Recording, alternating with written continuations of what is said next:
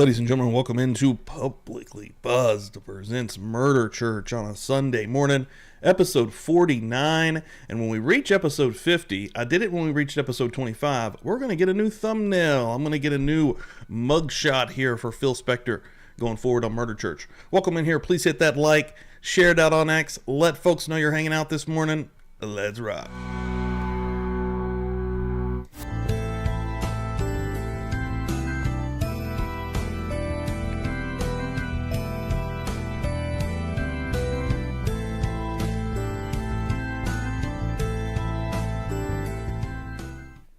Let's rock.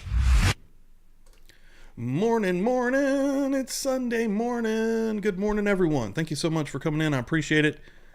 Waking up, coming into the old Publicly Buzzed Murder Church stream. Amazing. You folks are absolutely amazing. Hope everyone had a good weekend and is continuing to have a good weekend. Again, as we are continuing to go down this dark path that is Phil Spector, the Hollywood murder trial of Lana Clarkson, a B Hollywood actress. She was a lot of B films. She was in a couple of television shows and some Hollywood flicks, but she was always like a side character besides B films. Welcome in here, everybody. Let's see who's come through this morning. Who has awoken this morning? First of all, let me start out with some bells. I'll see Holly Berry in here, which is crazy. Early for Holly Berry. She probably didn't even went to bed. She probably stayed up all night long, partying all night. But bells is how we start Murder Church properly, guys. Drew Gambino, I wore my Murder Church hat on a medical call. I was told not to do that again. You know, that's the type of stuff I'm talking about, Drew, is in here. That's some Publicly Buzzed shit. Hell yes. Hell yes, Drew. That's awesome. That's crazy. Wow. Yeah, I bet the person, if you were trying to help somebody that might have been dying, they're like, what the fuck is happening right now? Wow. Infiltrating all walks of life here. That's our goal. Man. Oh, wow. And we're on a 50-inch TV in Holly Berry's living room. Unbelievable. Wow. Debbie's in here. Joe's in here. Holly Berry, of course. Taryn Dusty. I saw that share, Taryn. Thank you so much for that. That really helps us out. Any shares on X, guys? I say that all the time, but it really does help. Really does help. Baby fish mice. Baby fish mouth. Oh, it's Beabito. Welcome in here. Okay, yeah. I'm glad you put that in there. I would have been very confused. Bonnie Bailey coming through this morning. BGOG in the house. Hell yes. Hell yes. Hell yes. Gonna continue, baby. Oh, I bet. That's amazing. That's awesome. Well, yeah, we're going to get in here. One thing that I would like you guys, if you could... I'm telling you like it is, possibly do to help me out right now, if that's at all possible. On X, I'm going to go ahead and show it as well. So on Friday night, we watched a lot of stuff. We watched some old classic 1990 episodes of Cops. We watched Prisoner, of course. But then we watched one of the craziest things I've ever seen in my life, which was this old man who looked like he had not changed his pants since the 70s. He was wearing some plaid corduroy pants. His apartment was absolute catastrophe. His fridge was ungodly. The worst thing I've ever seen in my life. It was just food and bags stacked on top of each other. He wasn't cleaning it out. I have no fucking clue. But I clipped that out and I put it on X. If everyone could go and share this into their feed, that would help us out. It's hard to get videos like that moving on X, especially anything that's not hot, anything that's not popular. If you guys could help me out with that, I'd really freaking appreciate it. All you got to do is give that a share, give that a like, and check it out if you'd like as well. But putting that out there for me would be amazing. Trying to get that moving as we got Christopher Dewitt coming through here. Chris, what's up, brother? Welcome in. Thanks, man. Checking out the new Wrestle Plunge video as well. Last night I did a live stream on Wrestle Plunge, and I watched this old 1991 VHS tape that I found that I used to rent as a child all the time from this video rental store, and it was a lot of fun last night. Pokemon was hanging out with me all night. Pam was in there hanging out. I think Wildside came through the old Twitch stream and hung out. There it is. There is literally... If anybody didn't see it, I'm just going to show you for just a second. I'm not going to watch all of this, but I'll put the hottest, craziest part of the... Well, check this out. This is fucking crazy, dude. This is insanity. You guys aren't even ready if you weren't there Friday. Oh my god. There's gotta be... Oh my god! Bro, it's this fucking guy's fridge. What? The fuck is he doing? Just sticking new shit in there and Dude, it was the craziest shit. And then this guy was crazy. What if Doc Brown was this alcoholic? Like, this dude was nuts. He was hilarious. All right, if you guys could go and give that the old share ski, give it a little bit of love, I'd appreciate it. Get it out there into the algorithm zone. I'm not even going to put that on YouTube because I'll put the last Cops clip on YouTube and I can't monetize those, and they don't do great. Again, if it's not the hottest fucking thing happening in true crime, this manhunt for this dude or whatever the fuck, it's hard to get stuff moving out there and to get into it. But man, I want to continue to do so because I do cover a lot of hot crime here. We, of course, hung out with Mo this week. We watched Sarah Boone. We're getting into Courtney Clenny. There are, absolute hot cases that we're going to be invested in. But also, man, I like to do streams and I like to do content that is not just the hottest fucking thing. I like to do interesting stuff that's actually interesting to us here. Last Sunday we did an amazing alien UFO show with Jack from Never a Truer Word. Absolutely unbelievable. One of the funnest shows I've done, and that was not for views or even really follows at that point. If people find us fucking awesome, but the way this whole system is set up now on the internet, whether that's even X, whether that's YouTube, whether that's TikTok, it's an algorithm that pushes forth the hottest thing that everyone is talking about. So get in there. Give it a little bit of love. Oh, Jersey Jen's coming through here. Morning. CH still got some more fun folks coming through the door. Find a pew. Find a seat in here.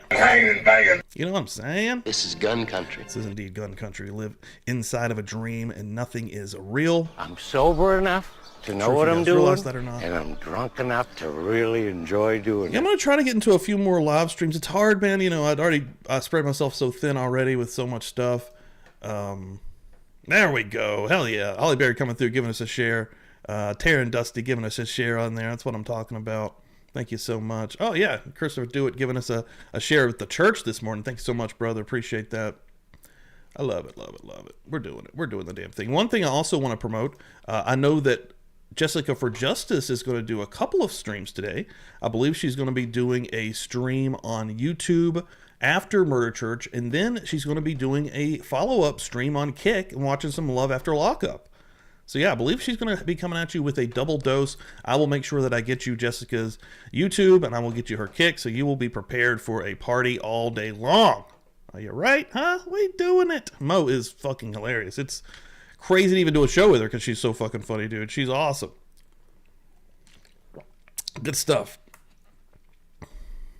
Oh, whoa, that's awesome as shit, Joe. Jack agreed to do a collab on a live with me this afternoon. I'm stoked. That's fucking awesome, Joe.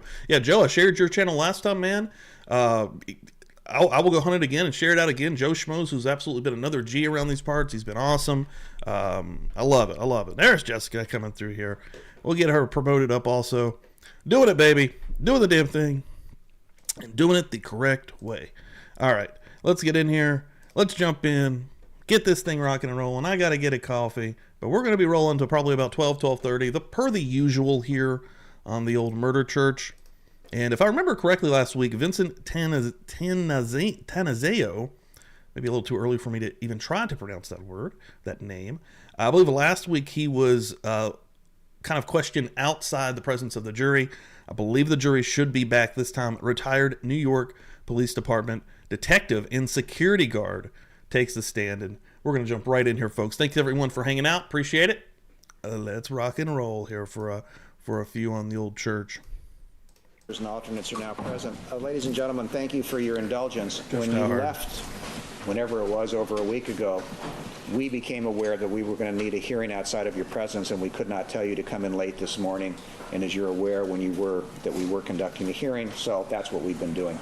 With that in mind, as I told you, the people have not yet rested, that there were one or more witnesses that might be called and that we would start with the defense. The people are now calling one of those witnesses, and this is part of the people's case. You may proceed. Thank you, Your Honor. We call Vince Tanazzo. Oh, shit. That's actually happening. Yeah, I'm actually going to be on Broken Baker's stream, I believe, unless I've got it in my notes, but I believe it's Wednesday night at 6 p.m. I believe that's the time frame. He's doing a really cool thing where he's doing like a 12 days of Christmas thing, and he's going to be like doing 12 different interviews with 12 different creators, and he was kind enough to ask me on there. See, I'm actually going to be doing something with Broken Baker. I was real stoked that he reached out. Please raise your right hand to be sworn. You do solemnly swear that the testimony you may give in the cause now pending before this court shall be the truth, the whole truth, and nothing but the truth, so help you God. I will Thank you. Please be seated. send you into, I see it right here. Jessica for Justice has a 1 p.m. Eastern setup time for a weekend crime recap, so I will actually send you from this stream into her stream. How about that? Would you state and spell your name for the record, please? Vincent Tenazzo, T as in Thomas, A-N-N-A-Z-Z-O. There you go, Jessica. Got you set up. Thank you, Your Honor. Good morning, Mr. Tenazzo. Good morning. Thank you for coming. Good morning. I think you came from New York City, is that correct? Yes, What do you do for a living now, or are you retired? I'm basically retired. Did you have a background in law enforcement? Former police officer, Yes. now Could security, you, or tell then us security about that? guard. When did you start in law enforcement? In 1966, Where were you employed? with the New York City Police Department. And how long were you employed with the New York City Police Simi. Department? About 17 years. You retired at some point? Yes. And why? What happened? Why did you retire? Hey, you don't think I'll play extra bells? You don't think I'll play extra bells? Feeling it this morning. We're rocking and rolling, baby. You'll get a few extra bells. Love to see it. Coming in here, taking up the pew, hanging and banging. Jersey Jen coming through. Oh yeah, we're almost done with the will, actually. Jersey Jen, good timing. And giving that out to a new name by Elephant Plant, Mean Dick. Here we go. That was a mouthful. Good Lord. All right, welcome in here. You find folks. So welcome through the door, man. Welcome to the party, pal. So let me see here. Let me get Jen on that son of a bitch and see exactly. Again, this is for some the Holy Trinity, the trio of stickers. Where are we at right now? 1, 2, 3, 4, 5, 6, 7, 8, 9, 10, 11. Oh, I think that was it actually. Hold on. 2, 3, 4, 5, 6, 7, 8, 9, 10, 11, 12. We are there. We just got a will thanks to Jen. Thank you so much, Jen. Appreciate that. And then we will start a new will is what we will do. Wow. I received an injury. I was actually hit by a drunk driver, and I was hospitalized for about 6 months, and the Of police course, department Cashapp, Venmo, retired me. PayPal. Everything's Didn't want wide to open, retire, did folks. you? No. But you were forced to retire. Yes. Could you briefly tell us some of your experiences as a New York Police Department officer? Where were you assigned? I was assigned, when I first came a police officer, I was assigned in uniform to a regular patrol precinct for about 3 years. And after that? I went to the narcotics division, and I did about 9 years there, 5 years maybe as an undercover, and 4 years as an investigator. So you went from being a police officer to a promotion as an investigator or detective? Yes. And that's an important promotion in the New York City Police Department, is that correct? Yes. Guys strive to be a detective. Okay.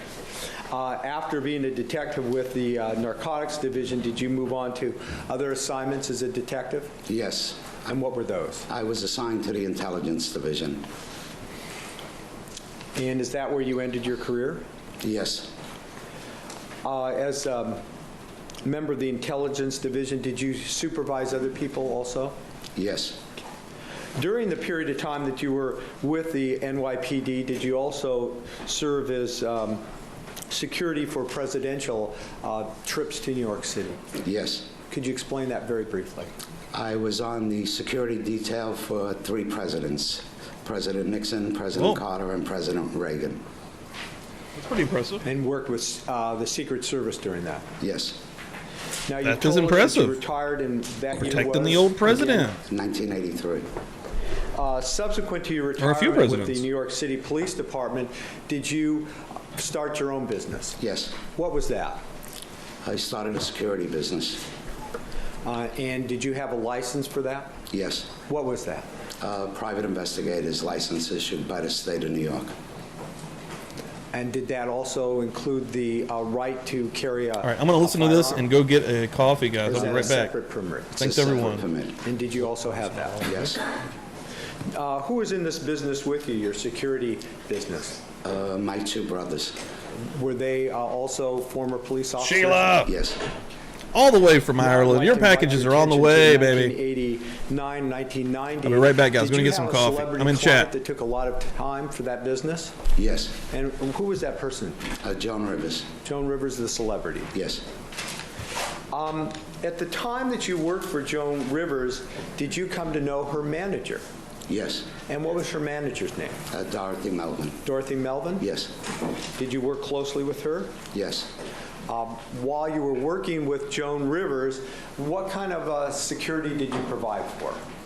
Just generally, day-to-day basis. Basically, I was an armed escort, and I would go with her when she made public appearances or if she was performing live in front of an audience. And for about 5 years, we were up at CBS. She had a talk show where we screened the audiences, put them through metal detectors, and just basically provided her with security. For that TV show and for her own personal security? Yes. And during that period of time, or perhaps just afterwards, did she also have some type of Broadway show that you had to provide security for? Yes. And briefly explain that. She was performing in the Helen Hayes Theater on Broadway in Manhattan. She was doing a one-woman show called Sally Mars and Her Escorts. And from the TV show, we used to go to the Helen Hayes Theater and wait till 8 o'clock till she went on stage. And at 10 o'clock when she was finished, I would escort her home. Long days. Very long, yes. And it was during that period of time that Dorothy Melvin was also her manager? Yes. That you worked with her? Yes. Your Honor, can we put up People's One for identification? Yes. We have People's One for identification here. Do you recognize really both the people in that photograph, first with the woman? That's Dorothy Melvin. The person who was a manager for Joan Rivers when you were working with Joan Rivers? Correct. And the other person? Phil Spector. Did there come a time when you met Phil Spector? Yes. Did Joan Rivers, during the period of time that you worked for her, have Christmas parties? Yes. And did you provide security at those Christmas parties? Yes. Was there a Christmas party, or perhaps two, that Phil Spector attended? Yes. And you identified him here in People's One, correct? Yes. Do you see him here in court? Yes, I do. Could you tell the judge briefly where he's sitting and what he's wearing? He's wearing a blue suit and he's sitting between two counselors. Indicating Mr. Spector for the record. Thank you, Your Honor. Let's just for a moment talk about what your duties were, what your job was at this Christmas party. Can you tell us briefly what you did? Yes, I would arrive early to Miss Rivers' residence. I would proceed upstairs and receive a guest list of the people attending that evening's function. Now, was this an evening party, an afternoon party? About what time? It was late afternoon. It started around 4 o'clock in the afternoon. Now, we said Christmas party. Were they on Christmas Day or? Christmas Day, yes. So they were given on Christmas Day? Yes. And this was in Manhattan somewhere? Yes. So you would arrive early, what, an hour or more before the party was to begin? At least an hour early, yes. Get the guest list? Yes. Why? Why did you need that? Well, I needed it to know who was attending and who was allowed in and who was not allowed in. That was part of your responsibility? Yes. Were you on guard for what, party crashers? Yes. Why? Well, because of her notoriety, those parties have a tendency to get out, and there are known people that just actually crash parties. So you go to Joan Rivers' house, you get the guest list, and you review it. Yes. And at one of these parties, did you see Phil Spector's name on the guest list? Yes. Can you tell us when that was? Do you have a year in mind or a couple of years? Are you sure? It was not? in the 90s, 93, 94, could have been a little later, a little earlier. The year wasn't relevant to me for whatever reason. But do you have a clear recollection of this? And we're going to talk about two parties, these two parties, with respect to Phil Spector. Yes. Now, let's talk about the first of those two Christmas parties in the mid-'90s. Are you comfortable with that time Yes, frame? sir. The first of those two parties in the mid-'90s, you got the guest list and you saw Phil Spector's name on it. Yes. Did you recognize his name? Yes. Did you know who he was? Yes. Had you ever met him before? No. Did you told us that Dorothy Melvin was working with you as she was Joan Rivers' general manager. Did you know whether or not she had some relationship with Phil Spector at the time of this first party? Yes. And what was that? I believe they were going out together. Now, you said that you knew the name Phil Spector and you knew of him. Why? How'd you know that? Well, I'm in my 60s, and I go back to his music, and I just was a fan of the music. I have, as a matter of fact, a couple of his CDs. So at the time of this party, you knew who he was, you knew his music, and you were somewhat a fan of his music. Yes. Okay. Now, with the guest list that you've reviewed, when the party starts, when the guests start arriving at Joan Rivers' apartment there in Manhattan, what do you do? What's your function? What are you trying to do?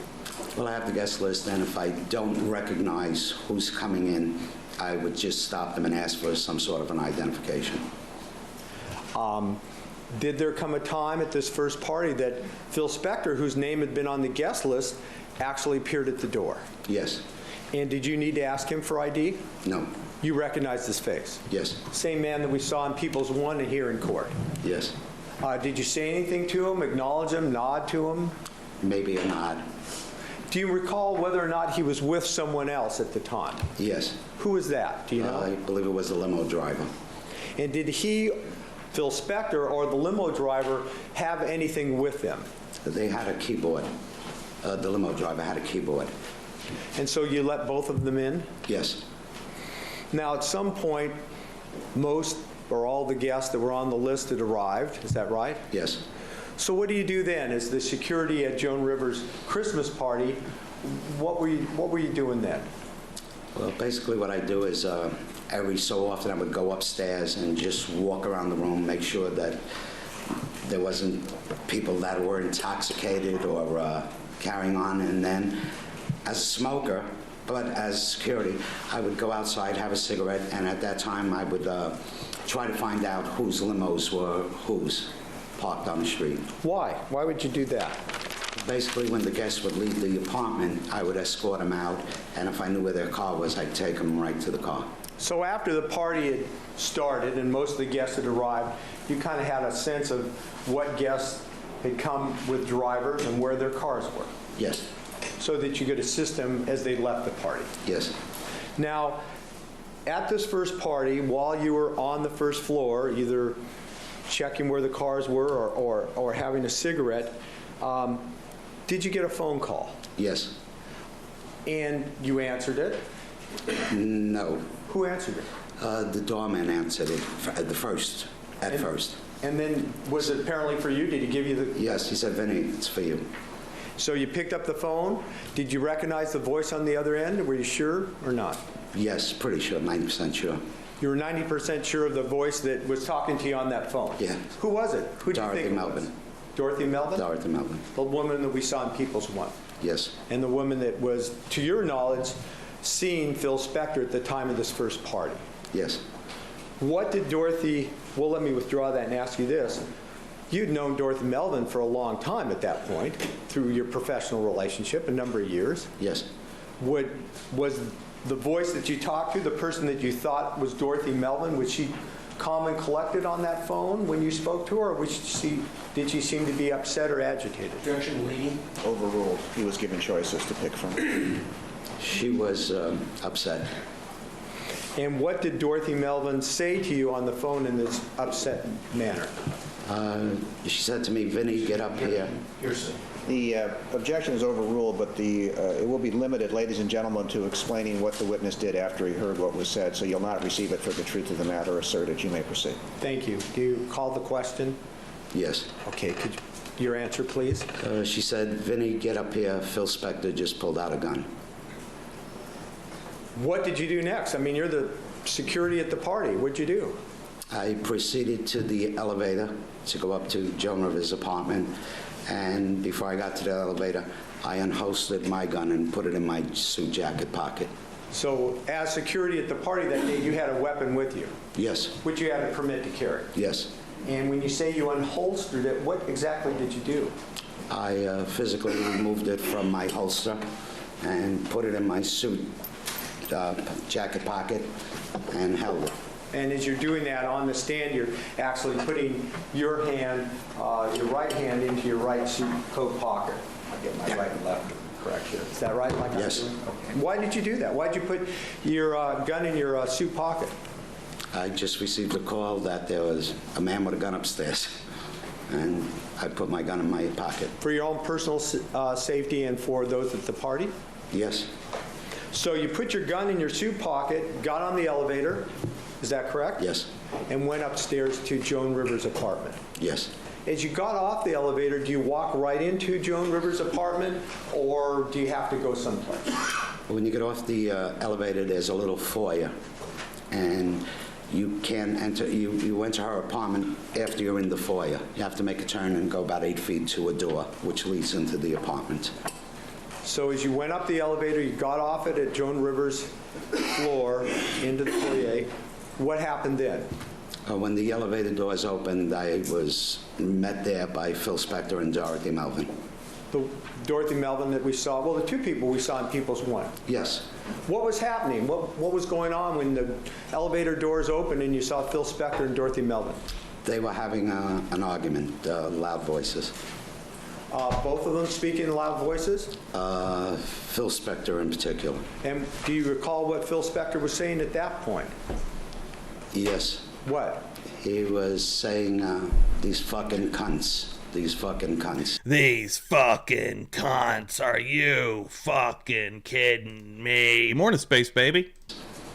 And Dorothy Melvin was, what, trying to calm him down, or what was she doing? Do you recall? She was trying to... Yeah, I was saying this in the chat with my wrestling, my second channel, but for the OGs, all right? Anybody that's a member, there's a bunch of new stuff in there that you can check out. Every once in a while, we get a little bit of a fajita sound in here, and people let me know, especially the mods, and I've got a fajita. A fajita emoji now. Check that thing out. Let's get a better look at it. Hold on. Get a better look at the fajita. If I can do it, it's going to disappear. It's definitely going to disappear. Boom! Fajitas. Right there. You can check those bad boys out. What else we got in there? What else we got hiding in there? Now we have a spicy emoji as well. This trial gets pretty damn spicy. So there you go. And then we also got a fucking oath. We have a fucking oath emoji now. Did a little bit of work yesterday. Huh? And anybody that really knows. If you don't, ask somebody. And then, what else did I get in there? Also, as well, anyone that gets to the 6-month level of being a member here, as you can see beside Pokemom's name there, she has the pink logo hanging out by her name now. Bada bing, bada boom. A little bit of awesomeness there. And anybody, look at this. Look at Simi Sharps beside her name. She has the Murder Church logo. Okay, so it's 6 months for the Murder Church logo, and then a year gets you the Publicly Buzzed badge. Bada bing, bada boom. Bada bing, bada boom. Well, we'll do a little bit of work. Calm him down, yes. And after you heard Phil Spector say those words and saw Dorothy Melvin there, what did you do next? What did you try to do there? We then, the three of us, myself, Phil Spector, and Dorothy Melvin, got in the elevator and proceeded down to the lobby. Is this a big elevator? There's only so much time in the day. I'm always trying to do little things. Oh, we still got the new wig. I forgot about that. Hell yeah. Than the witness box New up wig there? feel at the Maybe 50 just a little bit episode bigger, but point. not much. Okay. What happened in the elevator? I gotta get some stuff going over here. Got a little something, something, if you know what I'm saying. I think that you Was down to do. the first floor. I assume that's where you're going first. Yes. What happened, if anything? I was leaning against Phil Spector, and I started to give him a light pat on his mid-waist and body. Why did you do that? I Because that looking for a gun. motherfucker was packing heat, Because you you knew it. heard This little Dorothy Melvin cocksucker. tell you that This when you first got Napoleon the call. complex Yes. prick over here. You telling As me? a You telling me police he's not officer packing for some, heat? What, 15 or 17 years? I'm sure you've done that many times in the past. Yes. There's a way to do it. The Yes. gun is To only try an to extension of his determine whether or not cock. someone is carrying a weapon. Yes. Okay, so you patted him down. Which I'm or sure is touched him in small, some like fashion? his Please tell us how. stature. We were standing there, and with my hand, I was just touching him on the sides when I felt a hard object, And what did you think that hard object was? a gun. Why? When I felt it, and then I put my hand completely on it, and I felt the butt, the hammer, and... Hey, get your hands off Phil's butt. I knew what it felt like. Yeah. I'm sorry, I didn't mean to interrupt. And I knew it was a gun. No doubt in your mind that Phil Spector was carrying some kind of... This motherfucker handgun. always packing heat. Overruled based on his prior answer. We've already heard this story. The jury has So not. after you patted him down, felt what you believed to be a handgun, what else happened in that elevator trip down to the first floor of Joan Rivers' apartment building? We proceeded down, and we got out in the lobby. Was there any conversation on the elevator between you, Phil Spector, Dorothy Melvin, Morning, the defendant? I believe Dorothy Melvin told me, Vinny, Again, the same ruling. It's, ladies and gentlemen, it's not received for the truth of the matter asserted, only to explain this witness's conduct. said, Vinny, get him out of here. So when you reached the first floor of the apartment building, what happened then? What was said and done then? He was still motherfucking the cunt, this fucking cunt, and we were proceeding to the limo. How was he saying these words about this? Someone Morning, Snivels. Get in here. In a low, Popcorn and a calm kitty. manner, or was he yelling? Was he ranting? Was he whispering? How characterize how he's saying this? Overruled. It was loud, louder than the average voice, and he was just saying it. This fucking cunt, it just, Repeatedly? oh yes. Yes. More than 5 times? Every other word. An F and oath emoji was pops too, doesn't that it? word. And Dorothy Melvin said he'd just get him out of here, right? Yes. Look at that one. You were the security at the party. What did you do to try to accomplish that? We proceeded to go towards Fucking oath. the front door of the building, and at which time Phil I'm gonna get an F and O stopped shirt going. and made a move for the area of his pocket, his waistband. Now, you told us just a moment ago on the elevator on the way down to the first floor from Joan Rivers' apartment, you patted him down, you believed he had a weapon on. Yes. When you say he made a move, did he make a move in the direction of where you'd felt the firearm? Yes. What kind of move? Explain it to us. His hand was just going back like this, And in the direction of his pocket and where the gun was. with the court's Dave, permission, could I ask the witness to stand? Yes. Could you stand and demonstrate what you just showed us there? He was just walking out, and then he just turned, and I saw his hand going like this. In the same direction where you felt the weapon? Yes. You can have a seat. Thank you. Did that catch your attention? Absolutely. Why? I didn't know what he was going to do. And as a former police officer, you had your own safety in mind, Yes. and that of the people in the lobby, correct? Yes. Real quick, going to show a little bit of love, as we do here in the Buzz Nation. Everybody that shared this morning, thank you all so much. Shelly coming through here. A quote share, amazing, awesome, always coming through with the love. Sheila giving one out as soon as she walked in the door. A quote share, thank you so much. And then also Christopher Dewitt, as soon as he came through the door, he shared that out to a large amount of people. Chris, thank you so much, brother. Appreciate that. And Taryn Dusty also coming through with the shares, guys, this morning. Appreciate What that. did you do in response to Phil Spector's move towards Got a wheel the spin area ready where to you go. felt that firearm? I had a very brief conversation with him at that point. What did you say and what did he say? I told Phil Spector, if he pulls out that gun, I'll blow his fucking brains out. And did he respond to that? Yes. What did he say? He began telling me, I'm cool, I love police officers, I love cops, I'm cool, and I just want my keyboard, and we continued out. Now, when you say you continued out, did you continue out of the apartment building? Yes. And you earlier told us that you made this kind of check as to where various guest limos were. Is that correct? Yes.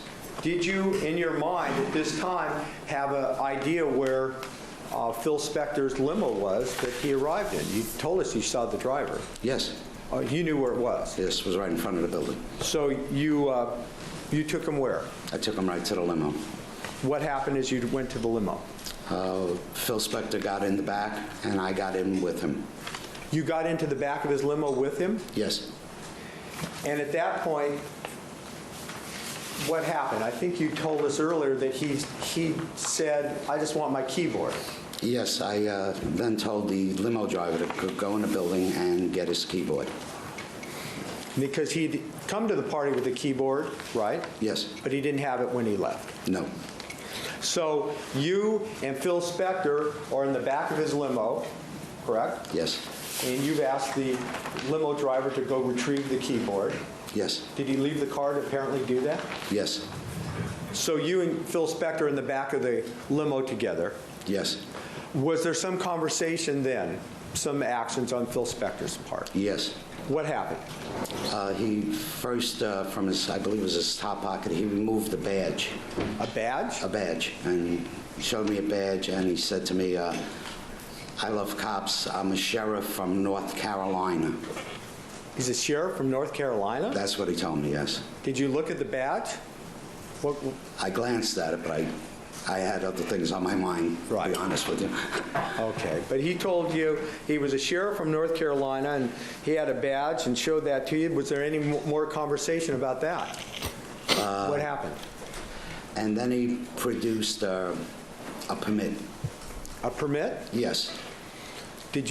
Where did he get the permit from? He took it out of his pocket, out of his inside jacket, I think, and he handed me a permit. What'd you do with that? I tossed it on the seat of the car. Did you examine it closely? No.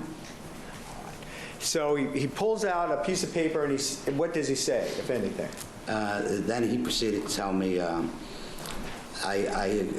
that's why I have permits all over the place. He said, that's why I always have a piece on me. And what did he say then? And then he said, that's why I have these permits. I carry a piece, these fucking cunts. And You never know when you may have to blow someone's brains out. They all deserve a bullet? You know. Yes. Phil All Spector these said fucking that? cunts Yes. running around And that out was here. in Don't they know who connection I with am? or at about the same time as he pulled out the gun permit Yes. and told you that he Before had it was gun Google me, it permits was, everywhere so he could don't you carry know guns who I everywhere? am? Yes. So because all these women deserve bullets in their head. Yes. Did he say that just once or did he repeat it? It was repeated. How many times, do you recall? No, but... Your little plug there, brother. At least. Maybe more, 5, or less Maybe than 5? yes. Okay. They all deserve bullets in their head. I'm going to object at this point. That's the answer now. It's just three times. Sustain. At some point, The answer is in. You will move to the next question. At some point after the conversation with respect to the gun permit and the sheriff's badge, He's like, did you the just re- never know when you may did have the to limo driver shoot or someone Phil Spector's or put car a return? gun in someone's Yes. mouth to Did he intimidate them have so you the can keyboard with him? Yes, he did. potentially sexually And what assault happened them. He You know, popped the trunk, the put the normal keyboard in, stuff got into the that a car, I Hollywood exited the car, music and mogul left. would do that answers to no one. Why, let me ask you You this, know. why did you get in the back seat with him? Objection, relevance. Overruled. Why Let did I me get do whatever the back fuck I want. to I didn't want him out of my sight. Until he left Good the call. party? Yeah, exactly. That's everyone. And the Everyone limo that's in a room driver with had to them. retrieve the Just, keyboard. God, Yes. the ghoul. Answer. Overruled. So as soon as the limo driver came back with the keyboard, Get you some let him merch. take off. If you scan that Is that the code, last you saw of Phil shop at Spector, at least PubliclyBuzzed.com. that Got a day? lot of cool Yes. merch. Holiday shirt is in there. Now, did you have any conversation with Dorothy Melvin? Got some hoodies in there. It's getting who cold. made Got the initial Murder Church call, at beanie, least which you was the believe it was her hottest voice, item in made all the of true initial crime last call year. to I you would to come upstairs say to Joan everyone had Rivers' that. apartment. Did you have You any need to more find mine. conversation with her that day about this incident? Yes. And when was that? After Spector had left, I believe I went upstairs and saw Dorothy. And what, said he left? No, I asked her if we nose had a getting- complaint and might is go everything all get some right? blow my Does nose. anybody want to press charges? And she told me no, everything. Objection as to what she said. Hearsay. At this point, I'm going to sustain the objection, but it may become admissible at a later time. You may proceed. You went upstairs to have a conversation with Dorothy Melvin. Jay with the Is that share. right? Thanks, brother. Asked and answered. You're hanging around. And you asked her, was there a complainant or somebody wanted to press charges? Objections. I think I just sustained the objection to this line of questioning. Oh, I'm sorry, maybe I misunderstood. Yes, Well, I'm not talking about being admissible at this point. I'm talking about perhaps later. Just move along to a different. all right. Did you call the police that day? No, Did you make any police report that day? no. Why? I didn't. I didn't have a complainant. I didn't witness a crime. And I didn't make a report. And he left, and the situation was under control, and that was the end of it. That was your job there then? Yes. Morning Forest, rolling in. Coming in, baby. Did you have a Appreciate it. conversation with Joan Rivers about this afterwards? Morning. At any time? No. Did you, let me withdraw that and ask you this. After the Christmas party, which was on Christmas Day, when was the next time that you saw Joan Rivers? At least 3 weeks later. You had some kind of break? Yes. What, a Just let me holiday tell you break about or the time I just used to break in the party with schedule? Well, it with was Joan a Rivers. combination of both. We were taping at We had some she was taping wild at times, CBS, Daddy. her talk show, and over the Christmas holidays. It's irrelevant. Overruled. And over the Christmas holidays, they say the show goes dark, and we were off for 3 weeks. So it just didn't come up? Exactly. Now I'd like you to think ahead a complete year to Christmas Day Shadow down the there. next year. Now, as you've told us that you are not quite sure which year this was, we're talking about the mid-'90s, right? Yes. But did you provide security at Joan Rivers' Christmas party 1 year later, Yes. 1 year after this incident? Yes. And in doing so, did you go through the same procedures that you've already described to us? Yes. And among those would be arriving early at her apartment, correct? Yes. And getting the guest list. Yes. Now, when you got the guest list, this second Christmas party, just a year later, did you review the guests' names? Yes. Was there someone there that surprised you? Yes. And what name was that? Phil Spector's. You saw Phil Spector's name on the guest list again. Yes. And did you, at that point, say anything to anybody or just go about your business? I just went about my business. Oh, that wasn't your call. Exactly. Okay. And in doing so, you stood at the front door, checked in the guests, is that Yes. correct? At some point, did you see Phil Spector? Yes. The same man we've been talking about. Yes. Did he have a keyboard this time? No. Did he come with a driver and a limo? Yes. And did you make a note of where that car was located after Phil Spector entered the apartment building and went upstairs? Yes. Maybe I should just have asked you, at these Christmas parties, how many guests are we talking about? I mean, is this 10 or this 50 or 100 or 200? I don't have a sense of it. It starts out maybe 50 or 70, but it could go 100, 150. Okay. So, big party Big party. for a private residence. Yes. So at the second Christmas party, Phil Spector arrives in his limo, he goes upstairs, and about an hour or so later, do you see him again? Yes. Now, during that hour, had you been upstairs and back down? I might have went up, probably, but I don't really could say for sure. And maybe been outside and had a cigarette and noted where the cars were? Yes. So where are you when you see Phil Spector the second time after he'd entered the party at the second Christmas party? I'm in the lobby of the building. And what happens? Where do you see him? Who's he with? The elevator doors opened up, and Dorothy Melvin and Phil Spector exit the elevator. And what's happening between them? They're having an argument. Loud? Soft? Loud. And do you recall who's saying what? Phil Spector was saying, that fucking cunt, that fucking cunt. Same thing as a year before? Exact same thing. In the same manner? Same manner, yes. Did he appear calm and collected or angry or ranting? What? He was angry.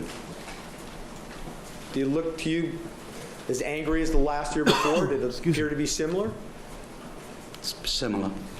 So after they come downstairs to the first floor where you are, out of the elevator, they're arguing and Phil Spector's making these statements that you've told us about. What happens then? Went all blue today. Then blue on blue on blue. Got in between the Dorothy slacks and are blue Phil, also. and I started to move him towards the front door of the lobby. And does anyone say anything to you at that point? I was told put him in a car. Who told you that? Dorothy. Dorothy Melvin. Dorothy Melvin, yes. So as she's saying, put him, was she referring to Phil Spector? Yes.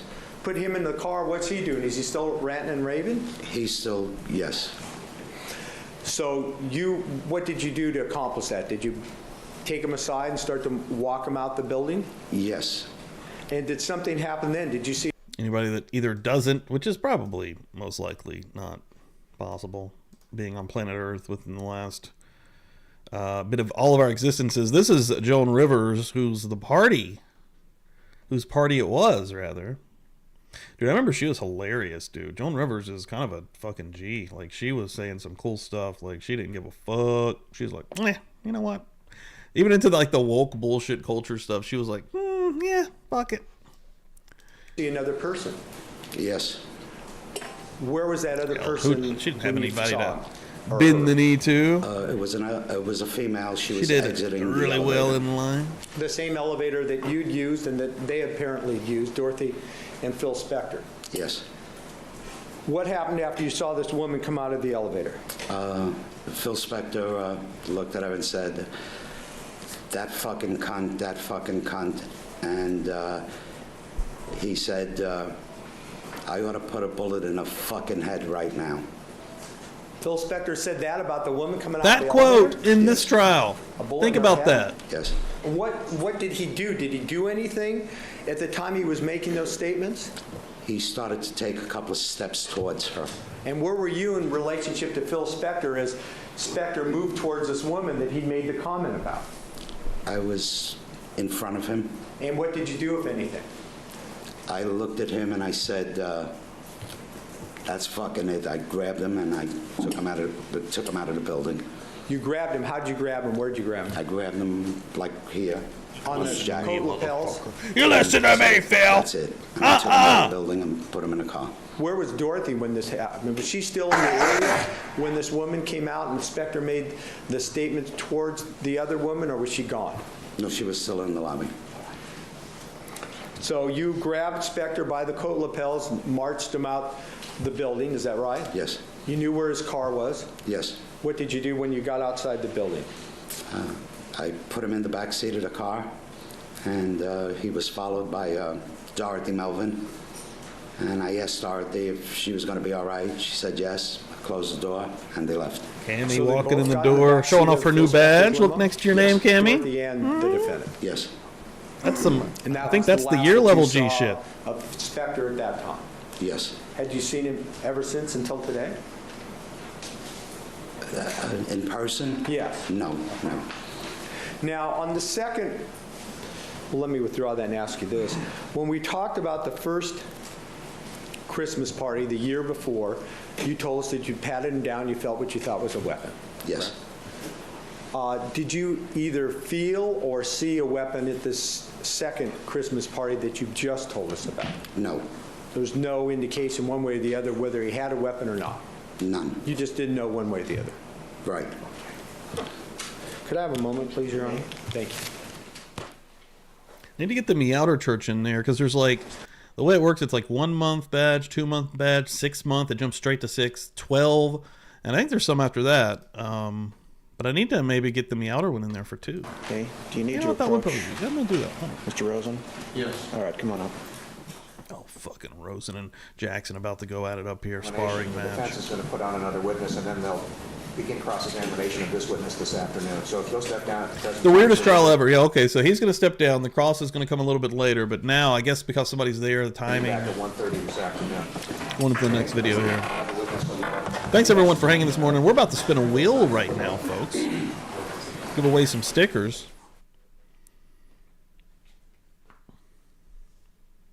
All right, we're going into paramedic Daniel Stark takes the stand. We got an hour 19. Okay, interesting. So maybe one of the paramedics that first showed up for Lana Clarkson. All right, everyone. Everybody's here to hang out and get some stickers. So we're going to do that right now. Again, I'm going to, first of all, let me turn off the green screen. All right, yeah, we're giving away these guys right here. Boom, right now. Let's do it. Good luck, everyone. Again, yeah, the way to get on the wheel, up top there, Cashapp, Venmo, PayPal, checking those out. And then, of course, you become a member, which, again, I got some new badges, got some new emojis. We'll get you on the wheel, but let's give it a spin.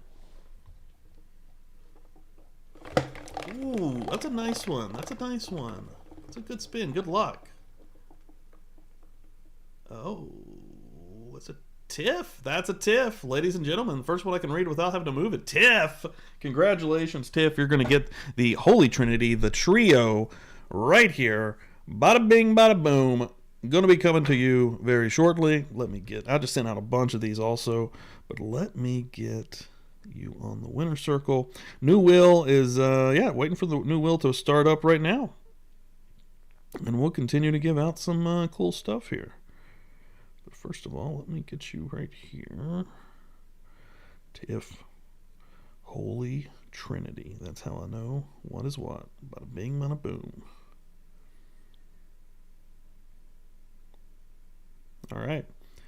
All right, guys. Yeah, we're going in. I got to get this guy's name real quick so we can put that on the screen. Let me take this off. Boom. And we're going to go ahead and jump in here.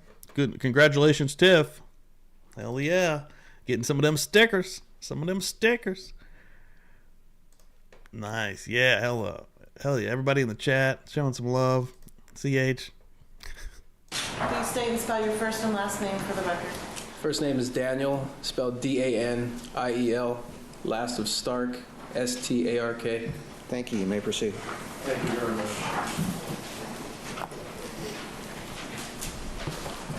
Good morning, Mr. Stark. Good morning, sir. You and I have met before, isn't that correct? That's correct. I think it was last week, is that right? Yes, sir. He's like, fucking sadly. Mr. Stark, you've been subpoenaed to be here today, is that not correct, sir? That's correct. Okay, thank you. And thanks very much for coming. We appreciate it. I know you're a busy fellow. Mr. Stark, would you tell the folks here in the jury box, what do you do for a living, sir? What is your profession? I'm a Los Angeles City firefighter paramedic. God, I bet he sees some shit. shit. How long have you been a firefighter paramedic? November 13th of this year will be 7 years with Los Angeles City Fire Department. Okay. And just if you would, tell us a little bit about what your training and experience is in terms of becoming a firefighter, and then if you would, fold that into what your training experience is to become a paramedic. Okay, as far as training to become a firefighter for the city of LA, it's quite extensive. Pumpkin's getting on the wheel. 420 coming through the Venmo. Kathy, thank you so much. Pumpkin getting on the wheel this morning. Still trying to get Pumpkin some merch. And it's been rough. It's been hard, but always getting in there. You know, a fighter. I like to see it. Thank you so much. Appreciate that. Sure love this morning for. Give me the loot. Give me the loot. Love it. Ended process. You have to go through an 18-week drill tower where every day you're constantly evaluated up to your standards of your honesty and your integrity. That's as well as true. your physical Actually, ability to do the job. If you know the link right off. As far as becoming a paramedic, you have to first initially start off as emergency medical technician, at least with a minimum of 6 months, and that's just basic life support. You'll either work for a hospital or you'll work for a private ambulance in which one of those entities will sponsor you, and then you will proceed to take an entrance exam to paramedic school, which is basically 2 years of registered nurse school that's broken down into 3-month didactic periods, so it's very accelerated in order to become a paramedic. You pass, I had 8 block exams, and you had quizzes every morning for that. After your 3 months of didactic, you go to 1 month of clinical internship where you're evaluated by ER physicians as well as registered nurses. And then after that, you do either it's 20 shifts all the way up to a maximum of 30 field internship with a known 911 agency, whether it be LA County, LA City Fire, or any other fire department around here. And then you're rated, and you'll pass a national registry exam after that to deem if you are allowed to be licensed by the state. And every 2 years, you have to keep doing your continuing education in order to maintain your license, as well as the state is updated on your either your criminal history or your driving records by our department as well as other departments, so that the state can see whether they're going to keep you licensed as a paramedic in California.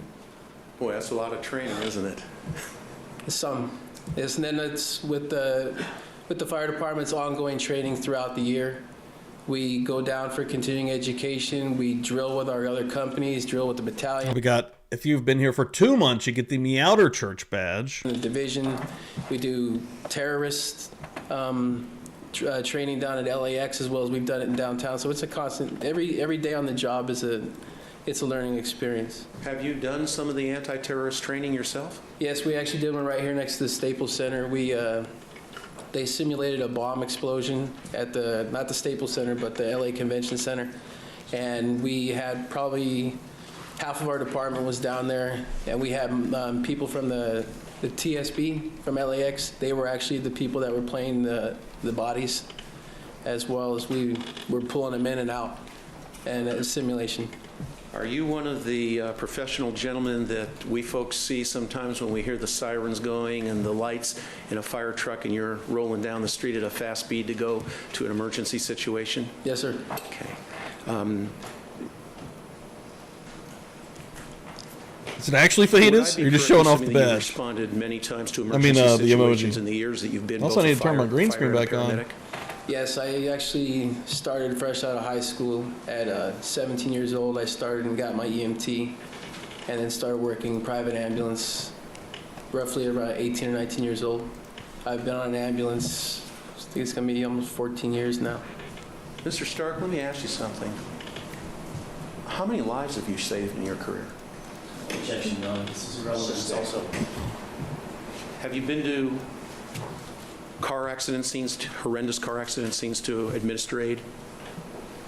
Yes, sir. Have you also been to scenes where there have been fires where you had to render aid? Yes, sir. Okay. And you've tended to people in very serious condition? Yes, sir. Okay. Mr. Stark, I want to direct, is it correct to call you, by the way, Mr. Stark, or is it Firefighter Stark? What do you prefer? Either one is fine with me, sir. Okay. Mr. Stark, I want to turn your attention back to approximately December of the year 2001, okay? Yes, sir. All right. In December of 2001, as I understand it, you in fact were a firefighter and a paramedic, is that right? I was a single function paramedic for the city, emergency appointment hire. At that time, I was not a firefighter. Okay, when you say city, are we talking about Los Angeles? For Los Angeles, okay, yes. For the city of Los Angeles. Were you assigned to a particular station in December of 2001? Yes, Fire Station 27, Battalion 5, A shift. Okay. Fire Station 27, Battalion 5, A shift. Would you share with the ladies and gentlemen of the jury, where is that located and what does that mean, Fire Station 27, Battalion 5, Simon? Fire Station 27 is, I believe it's Sunset and Cole. It's the battalion house of the Hollywood Division. It's basically, it's where we have a chief, and it encompasses a task force as well as 2 rescues. And basically it's just headquarters for that battalion. We serve the Hollywood Hills and Sunset, Hollywood Boulevard area. Okay. And in December of 2001, you were working at that station as a firefighter, is that correct? As a paramedic, sir. As a paramedic, excuse me. Okay. At some point, did you receive a call to go to a location other than the station? Yes, every day. Every day. In particular, did you receive a call at some point to respond to a party up in the Hollywood Hills? Yes. Do you remember that? Yes. All right. Were you at the station when the call came in? I'm not quite sure. We might have been out on the radio. Okay. But you do remember getting the call and responding to the call? Yes, sir. It was our first in. Okay. And was that at a residence? Yes, sir. Okay. Was it a multi-family residence, such as an apartment house or a condominium or a single-family residence? Do you remember? I believe it was a single-family dwelling. Okay. And why don't you just tell the jury, you drove up there, did other firefighters? Yeah, fajitas for when the sound gets weird. I believe the engine company went with us. Okay. I've had that on my list for a minute. But I had one. Last night I was like, I need to do a few things here. All right. And when you Still got ain't up done. there, I'm just always doing tell us so what much. When we entered the residence, we found a woman. I could not recall whether she was sitting on a chair or on the floor. Here we go. but He's she about to had describe the bilateral scene with fractures Lana. to both of her wrists. Okay, hold on a second. Hang on a second. We're moving a little quick here. Sorry. No, it's not a problem. So you go into the residence, is that correct? Correct. Were there people inside the residence? Yes, sir. All right. Now, you mentioned a moment ago that there was a woman who had bilateral fractures to both her wrists. Is that correct? Correct. Is that in part how you remember this? Yes. Why is that? Because it's almost There we certain go. It's the second time Brooklyn in getting my one, career baby. that I've ever seen people with two broken wrists at the same time.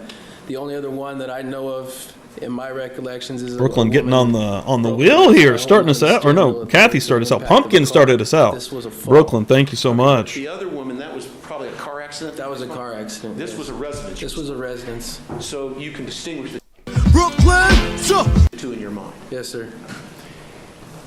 Ooh, Sheila, thank you so Do you much. think you might be able to identify that woman? Yes, sir. Okay. Jen, can I Thank have you your so help, much, please? Sheila. Can we have that blown up? All right.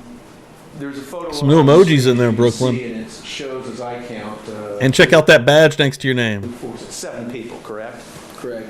And Oh, Pumpkin getting double chances. Sheila, Can thank you. Identify the lady who had the 2 broken wrists at the residence in the Hollywood Hills from this photo? In the top left corner. Okay. And we circled, is that the individual that's now circled? Yes, sir. Okay, Your Honor, may we have this marked defense next in order, which I think is It would be L, septuple L. septuple L? Okay. We're going to get Pumpkin some merch sooner or later here. All right. So it was the lady with the leg on the table who we just circled. It was that person, correct? Yes, sir. Okay. And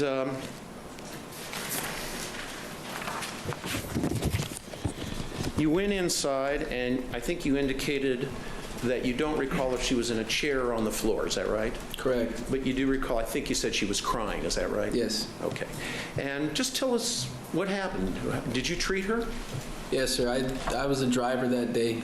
I do initial treatment, and the treatment after that is followed up by the attending person. What I did for her... Yeah, I was going to say, why don't you just tell the jury what you did for her? You came upon this scene with this woman, this lady with 2 broken wrists. How'd you try and help her? What'd you do for her?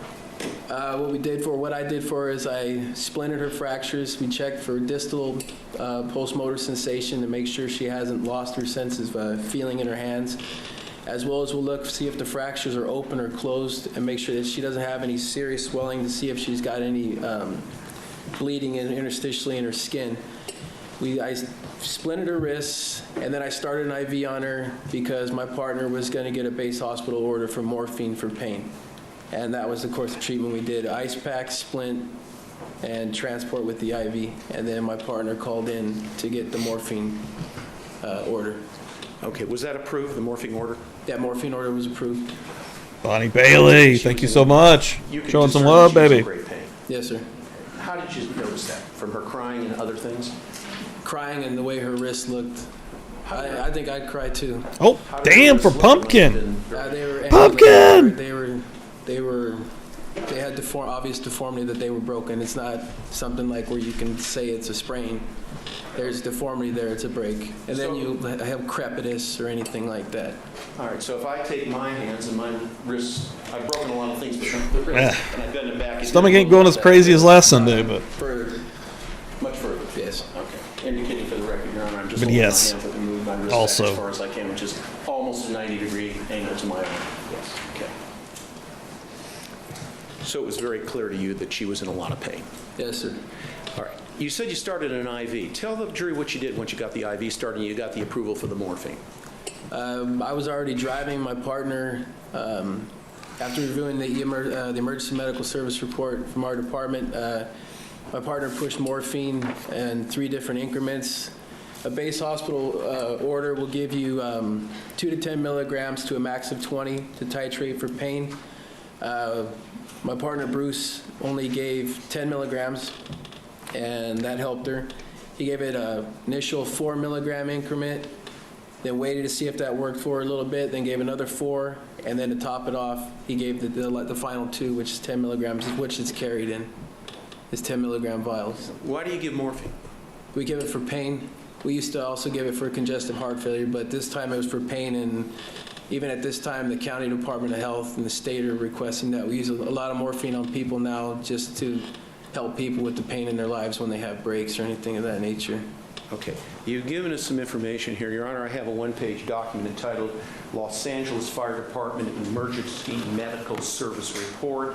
It can be identified by the B as in boy, D as in David, number 464031. I'd ask that that be marked next in order, which I believe would be septuple M. That's correct. I think it may be already marked. This has been marked. It's already been marked? EE? Okay, so you're not going to mark it then, all right. So I'll ask that it not be marked. And I'll grant that request. I'm doing good. I better quit now. Can we have EE up, please? Thank you. Okay. Oh, God, Phil. Mr. Stark, Jim, can you pull that up, please? Same. Look at that. Spitting image. Let's start with the top. Mr. Stark, I'm asking you to take a look at what has been previously marked defendant's EE. Do you see this document? Yes, sir. All right. And can you just, if you would, explain to us what this is in terms of how it fits in with what you just testified to about the treatment that you administered to this lady? Basically, the medical service report, F902M, is basically everything that's been done on the call. If it hasn't been written, it wasn't done. Okay. It's a binding legal document with our department. We also use for transfer of care at the hospitals, as well as a legal document, and that's basically what it's for. Let's start with the top portion here. What is the name of the lady that you treated that evening? Last name's Clarkson, first of Lana. Okay. And that's being highlighted, is that correct? Yes, sir. Okay. And you see a date of birth there for her also? It is 4/3/62. Okay. Is it 4/3 or is that 4/5? Can't tell from here. I'm going to show you a copy of the document. Why don't you take a look at it, Mr. Stark, and tell me if that assists you in any way. 4/5/62. Thank you.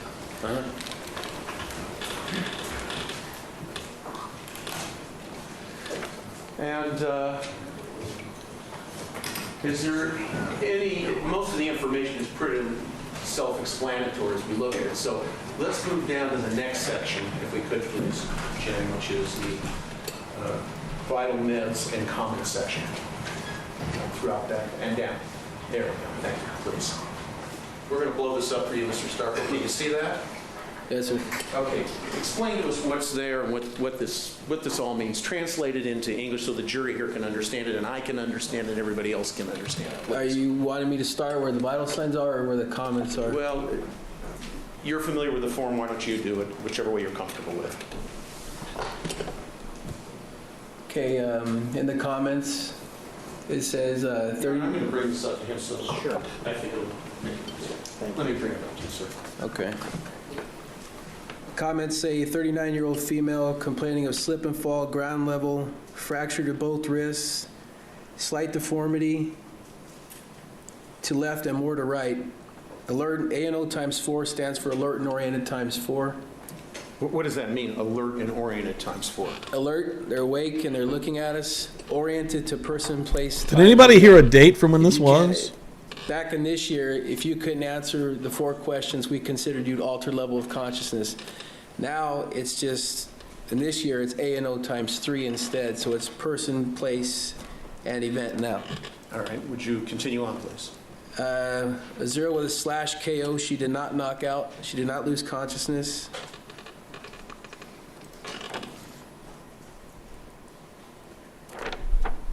I'm not sure on that little mark he made, but I think he believes positive PMS distal to fracture, which is positive pulse motor sensation distal to the fracture. So she didn't lose any of her capillary refill, and she still had feeling in her hands and her fingertips.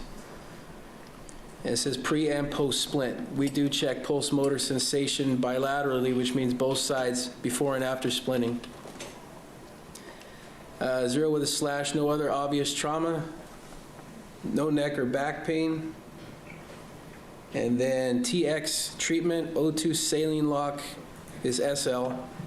MS times 10 transport. MS times 10 is morphine sulfate times 10. And then TSP was transport. The bottom of the comments is ALER, he wrote for allergies, is penicillin and sulfa. All right, let's stop here for a second. If you take a look at the next section, there is a set of columns that are pre-printed in this section. And I want you to take a look over to the right, third to the last column, which says dose given. Do you see that? Yes, sir. All right. Which is now being highlighted by Jim. Thank you very much, Jim. What does that mean? Dose given, he wrote saline lock. What does that mean? That would have been basically 5 cc's of normal saline. Would have that gone through the IV that you started? Yes, you do that to flush it so that the saline lock doesn't clot with blood platelets. What did you administer to her, Miss Clarkson, after the saline lock? I gave her normal saline, and that was all I gave her. Okay, then what? I got in the ambulance and drove, and my partner, Bruce Liverpool, pushed the morphine 3 times, and you can see it's documented there. All right, when you say 3 times, I'm reading this if I'm wrong, please correct me. It looks like 4 milligrams, is that right? 4 milligrams. Okay, 4 milligrams, 4 more milligrams, and then 2 more milligrams. Correct. So he used the full 10 milligrams that he was given approval to do in the order, correct? Correct. Mr. Rosen, how much time do you have left? I think I can, a good breaking point within the next 3 to 5 minutes. No, I would think a good breaking point would be now. Can I have one last question? One last question. Can it be a long last question? It could be a short question. Mr. Stark, is that a significant amount of morphine to give to somebody because of pain? Objection, Your Honor. Calls for speculation. Well, he can do it based on his experience. He can answer based on his experience, and then you can cross-examine on it. You may answer. At 10 milligrams, that would definitely produce a euphoria for her, but it's all dependent on people's size. Like if you go on somebody who's 300 or 400 pounds and they have a break, you know, depending on their body size, you'd have to give more. But if Bruce did get an order, they'll always tell you max to 20. Okay. How about somebody who's about 5'10", 5'11", 6 feet, and weighs about, say, 150, 160 pounds? That seems like a proper dose. What it has to be is when you push morphine, what you're doing is you're looking for when you produce the euphoria on the person, because you don't want to overdose them, because then it becomes another problem if you cause them to have respiratory depression through the push of MS. Okay, let's stop on that point, and we're all going to have lunch, and then we'll have you back here at 1:30. And thank you, sir, for your this afternoon. Thank you. Keep in mind the avenue, ladies and gentlemen, 1:30. All right, back on the record. All parties, jurors, alternates, and the witness are present as heretofore. You may resume.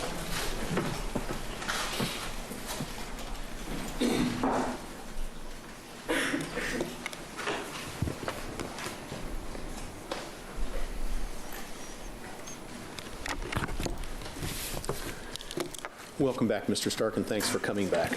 You're welcome. Okay. Jen, could we get that exhibit back up on the, thank you, I think it's quintuple E, or quintuple E, rather. Chelsea Burnside in the chat. New name. Welcome in here. One section blowing up. I think we have just about finished completing. Interesting stat about saline.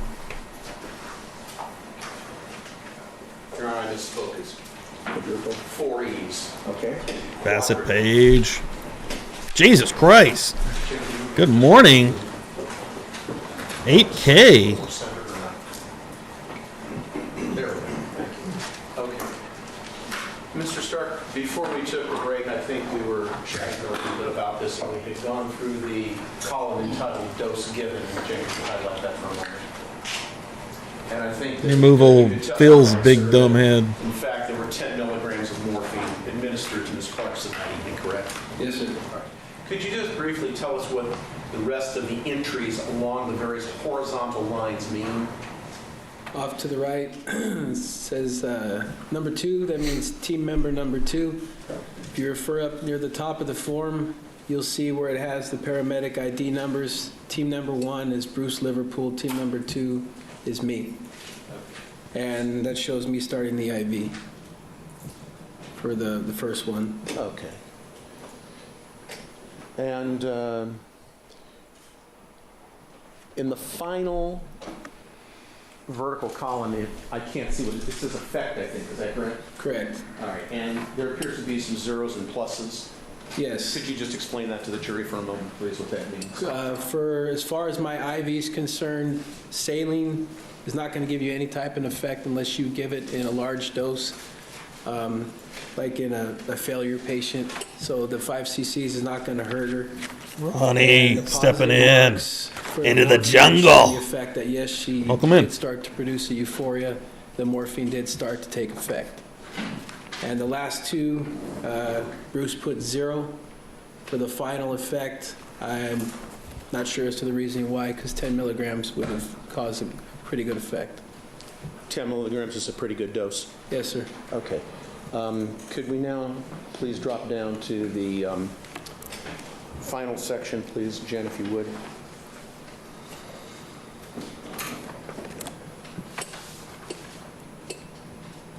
Thank you. Good highlight. Thank you very much. All right.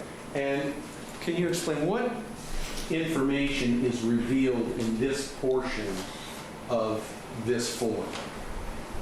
What does this tell us? Okay, where it's filled out. You want me to bring it up to you? Yeah, that's fine. A little easier? Court permission? Yes, of course.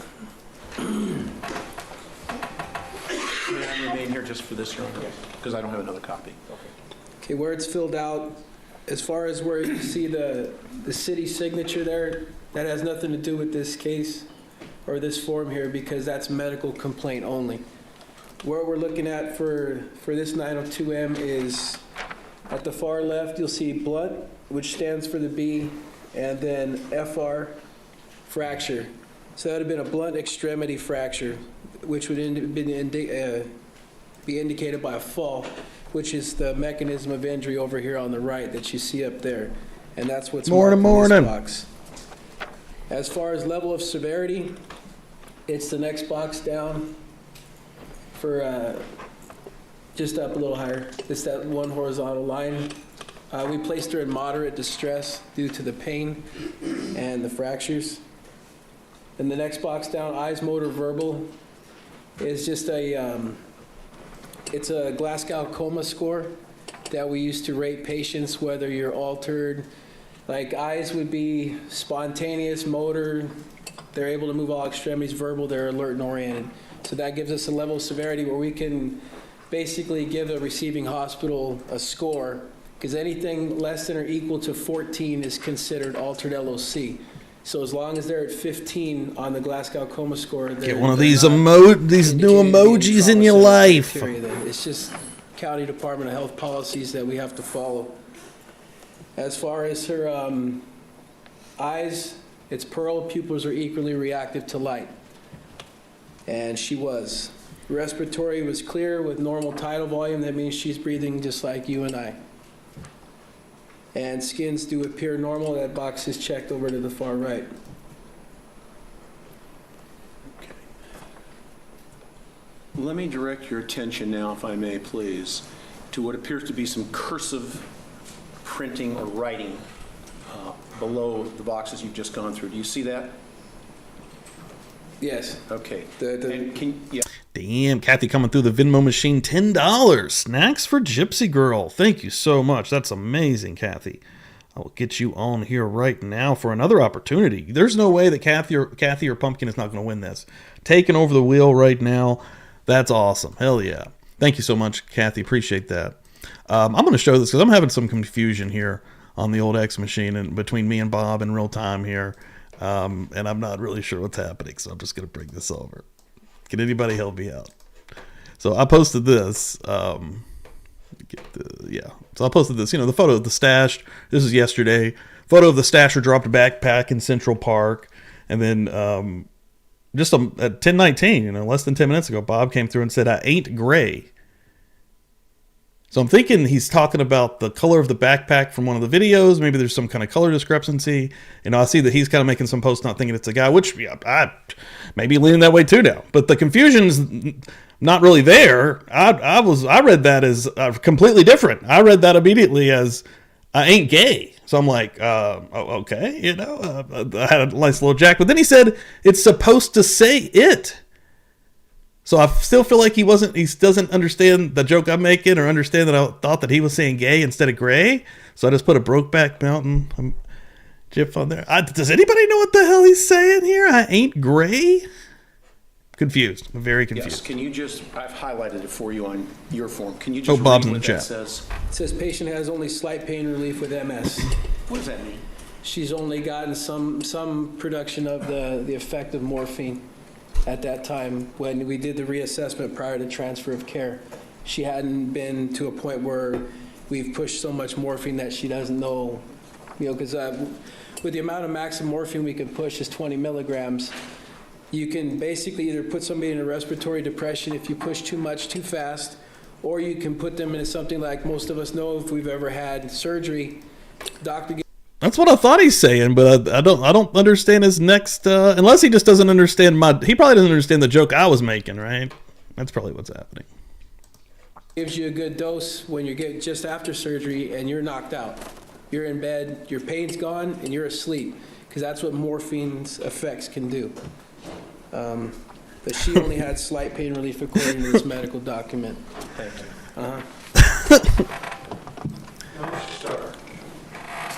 I ain't gay. Did you actually place Miss Clarkson? Oh, I am stupid. You know what? Yeah. Okay, hold on. So he did get it. I'm so stupid. He totally got it. It just is. You're right. You just broke my brain for what it's supposed to actually say. He's doing talk to text most likely. I ain't gay. I ain't gray. It ain't gray is what he's saying. It ain't gray. So he totally got the joke. Okay, yeah, we're good. And that GIF still worked perfectly. The ambulance that day? Yes. We got it. Driver, I have to load We brought it together, baby. After Bob you ain't placed gay. in the back of the ambulance? Yes, sir. Not that there's anything wrong with that. Yes, sir. He was attendant. He was the most experienced member, so he'll be on the radio because I only had a year on the job at the time. Okay. Sometimes you guys just interchange your positions in terms of treating someone. Where'd you take Miss Clarkson? Took her to Cedars-Sinai. Okay. Was that Cedars-Sinai Medical Center? Yes, sir. Okay, over on Beverly Boulevard? Yes, sir. Okay. And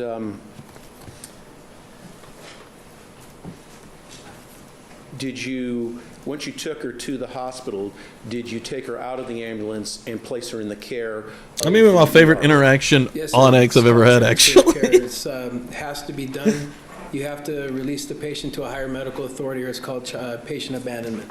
Okay. And negligence. And after you were satisfied that she had been received properly, did you and Bruce then leave? Yes, sir. Okay. Now, I just have one other area question I want to ask you about. I want you to go back. Okay, I don't know what the fuck's going on here. Archaeologists believe they have discovered the tomb of St. Nicholas, famously known as Santa Claus. Look at the stick she's got. She's got a candy cane stick. An elf from the North Pole just found Santa Claus's tomb. Shout out to Justin Wang. Santa Claus is a Turkish dude. Santa Claus is a Turkish dude. It's all coming together. Hollywood Hills. All right? Yes, sir. You've arrived with Bruce. You've gotten out of the ambulance, and you make entry into. Does that mean that Santa Claus is really like a fucking vampire or some kind of like other sort of entity? Every year he comes out of his tomb, he rises up to go and give the good children, not the bad children around the world, some presents. To help this. We must get Santa Yes, sir. ready for his trip. We're in this foyer area. I believed I recollected 8 to 10. Do you recall, in fact, if there were any children present? No, I do not. Did you notice anything about the consumption of alcohol? Just that. Well, let's hear what he has to say. I think he understands the question. I agree, but I think, tell us what you saw. What I saw was multiple individuals with, there was one gentleman helping Lana, Miss Clarkson. He was holding up her wrists. I went to treat her. I smelled alcohol on her. Gotta get that coffee as well in as you. I noticed as other people were walking around that people had slurred speech, as well as Lana did. So that's indicating that there is consumption of alcohol has been taken, and the effects of alcohol were in effect. When you say that, in layman's terms, does that mean, in your opinion, she was inebriated? He wanted to say drunk so bad. Okay, did you find the He never, alcohol to be predominant? so much in his life, didn't want to use the proper terminology Yes, there. sir, I was face to face with this young lady, taking care of her. And did you make a conclusion about whether or not she was tipsy? She was under the influence.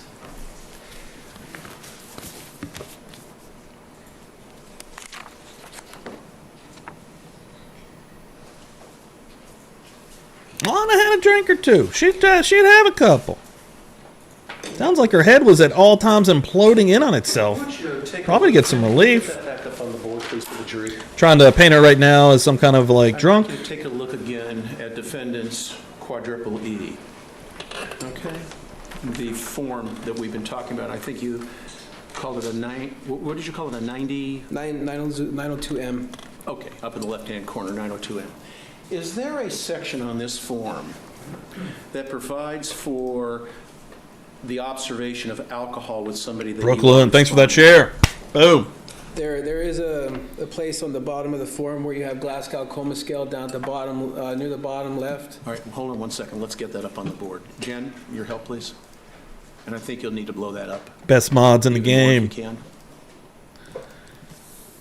This crew out here. See, Huh? it says Best mods in the ETOH game. That's drug. what I said, son. Best There we mods in the game. Do you see that on the board? Yes, sir. Can the jury see that okay? Yeah, okay. Jen has highlighted that. I noticed there's a box in front of the letters ETOH/drug, correct? Correct. The box is not checked, is that right? Correct. Could you please explain that? That box can be checked in different manners. Personally, when I do 902Ms and I'm the one that's bringing the radio man that day, if somebody's under the influence of any type of alcohol, I always put it. Why my partner did or did not do it, that is entirely up to him. It's his document. It's his signature that he represents. As far as this document, I did not fill it out, so his ETOH box was not checked. But there is also times, if alcohol is not dealing with the person's driving, some paramedics do not check that box because they don't feel it's appropriate, or unless they've gotten into car accidents or severe major trauma, then they'll check that box. It's basically... Damn, Joe Schmo coming through with some gifted memberships. Thanks, Joe. Appreciate that, man. Who grabbed those sons of bitches this morning? Let's see. Ronnie grabbing one. Hell yeah. AK-47 grabbed one. Ba-ba-ba-ba-ba. Allison grabbed one. Shame on You, Sir grabbed one. And Melissa with one ass. That is an amazing name. So if you had two asses, I would be worried. But she wants to let you know she has one ass. Melissa in the chat has only one ass. One butt. She has one of these things. Thank you so much. Joe in the house. Giving it up. Give me the loot. Give me the loot. What are we doing? What are we doing? You know what we're doing, son? Welcome to the party, pal. This is gun country. AK-47 wanted that one. Thank y'all so much. New members, go check out all the cool stuff in the video section. A lot of times after Feral Friday, once we go to Kick, those shows that are about 30 minutes long here on YouTube on Friday night, I've been making those members only also. So if you're not there live, you can get a chance to see those if you're members. Also, new members, go check out the emojis. I got a bunch of dank-ass new emojis in there. A bunch of really cool stuff. And if you're a member for long enough, you'll get some really cool badges along the way also. The Buzz Nation is growing all the time. Thank you so much. Let's keep rocking and rolling here. Do a lot of cool different things. If you're new in here, maybe passing through, doing currently the Courtney Clinty trial, been covering Sarah Boone. I've got some more stuff always loaded up and ready to go. And we are deep into the Phil Spector trial, as you can probably tell now. Thanks, everyone. It's a tool that we use. You can either check the box or you can write it down up in here. Joe, thank you, sir. Up in your comments section. If you're not following Joe, you should be. Joe, let me get your... it's basically up to the paramedics. Get your... feelings of if he wants to write it or not. Okay. You do Thank you so remember, much. as I recall very clearly, that Ms. Clarkson was a need that day, correct? Yes, sir. If you had the opportunity to fill out that portion of this form, which has been identified as defendant's quadruple E, would have you left the box blank like that? No. It's irrelevant for purposes of this here. I'm going to allow him to testify to it. No, sir. I would have checked the box as well as when I fill out 902s, I fill out the comments as well because it covers all bases so that when I do have to stand in court, if there ever comes another case, everything is there.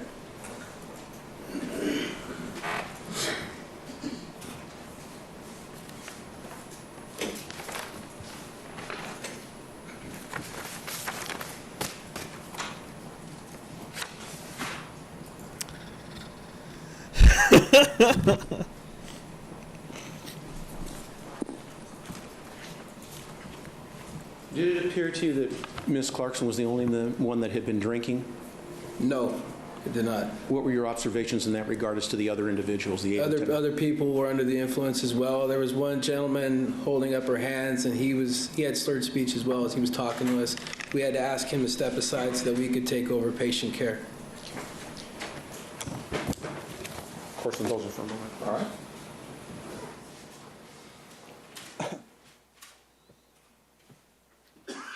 Stark, thank you, sir, very much. Pass the witness. Thank you. Thank you. No, sir, you're not quite done yet. Go ahead, cross-examination. Thank you, Your Honor. I'm not going to spend too much time with you, Mr. Stark. There's a couple of questions that I've got concerning your testimony. Specifically, you indicated that this was back in 2001 that you made these observations, correct? Yes, sir. You didn't write any notes or reports about your observations at that time, correct? No, sir. As a matter of fact, you were the driver that night, and there are bookmen or drivers, and then there are attendants who are, or the attendant is the paramedic or the emergency medical personnel who's specifically assigned to attend to the patient during transport, correct? Correct. Okay.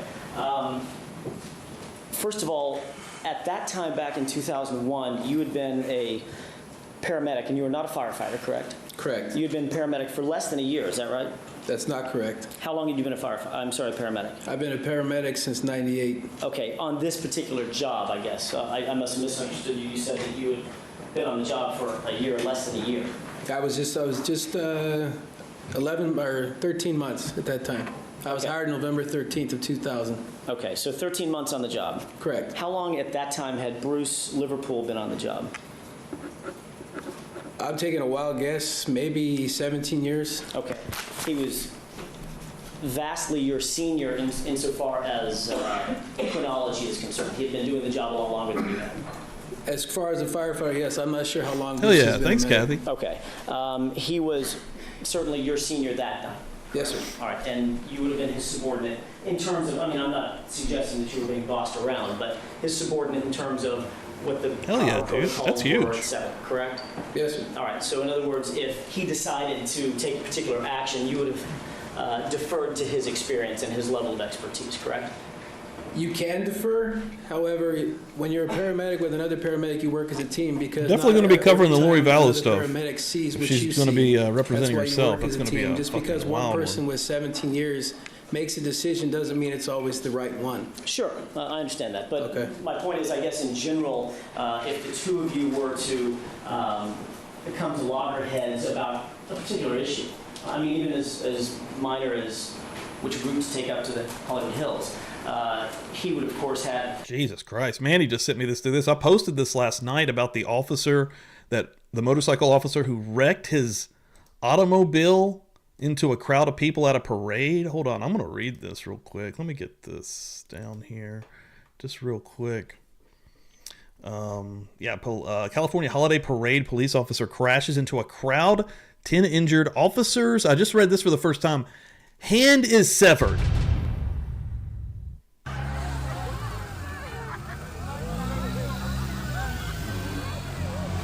Look how fast he's going though. Like, what the fuck's going on?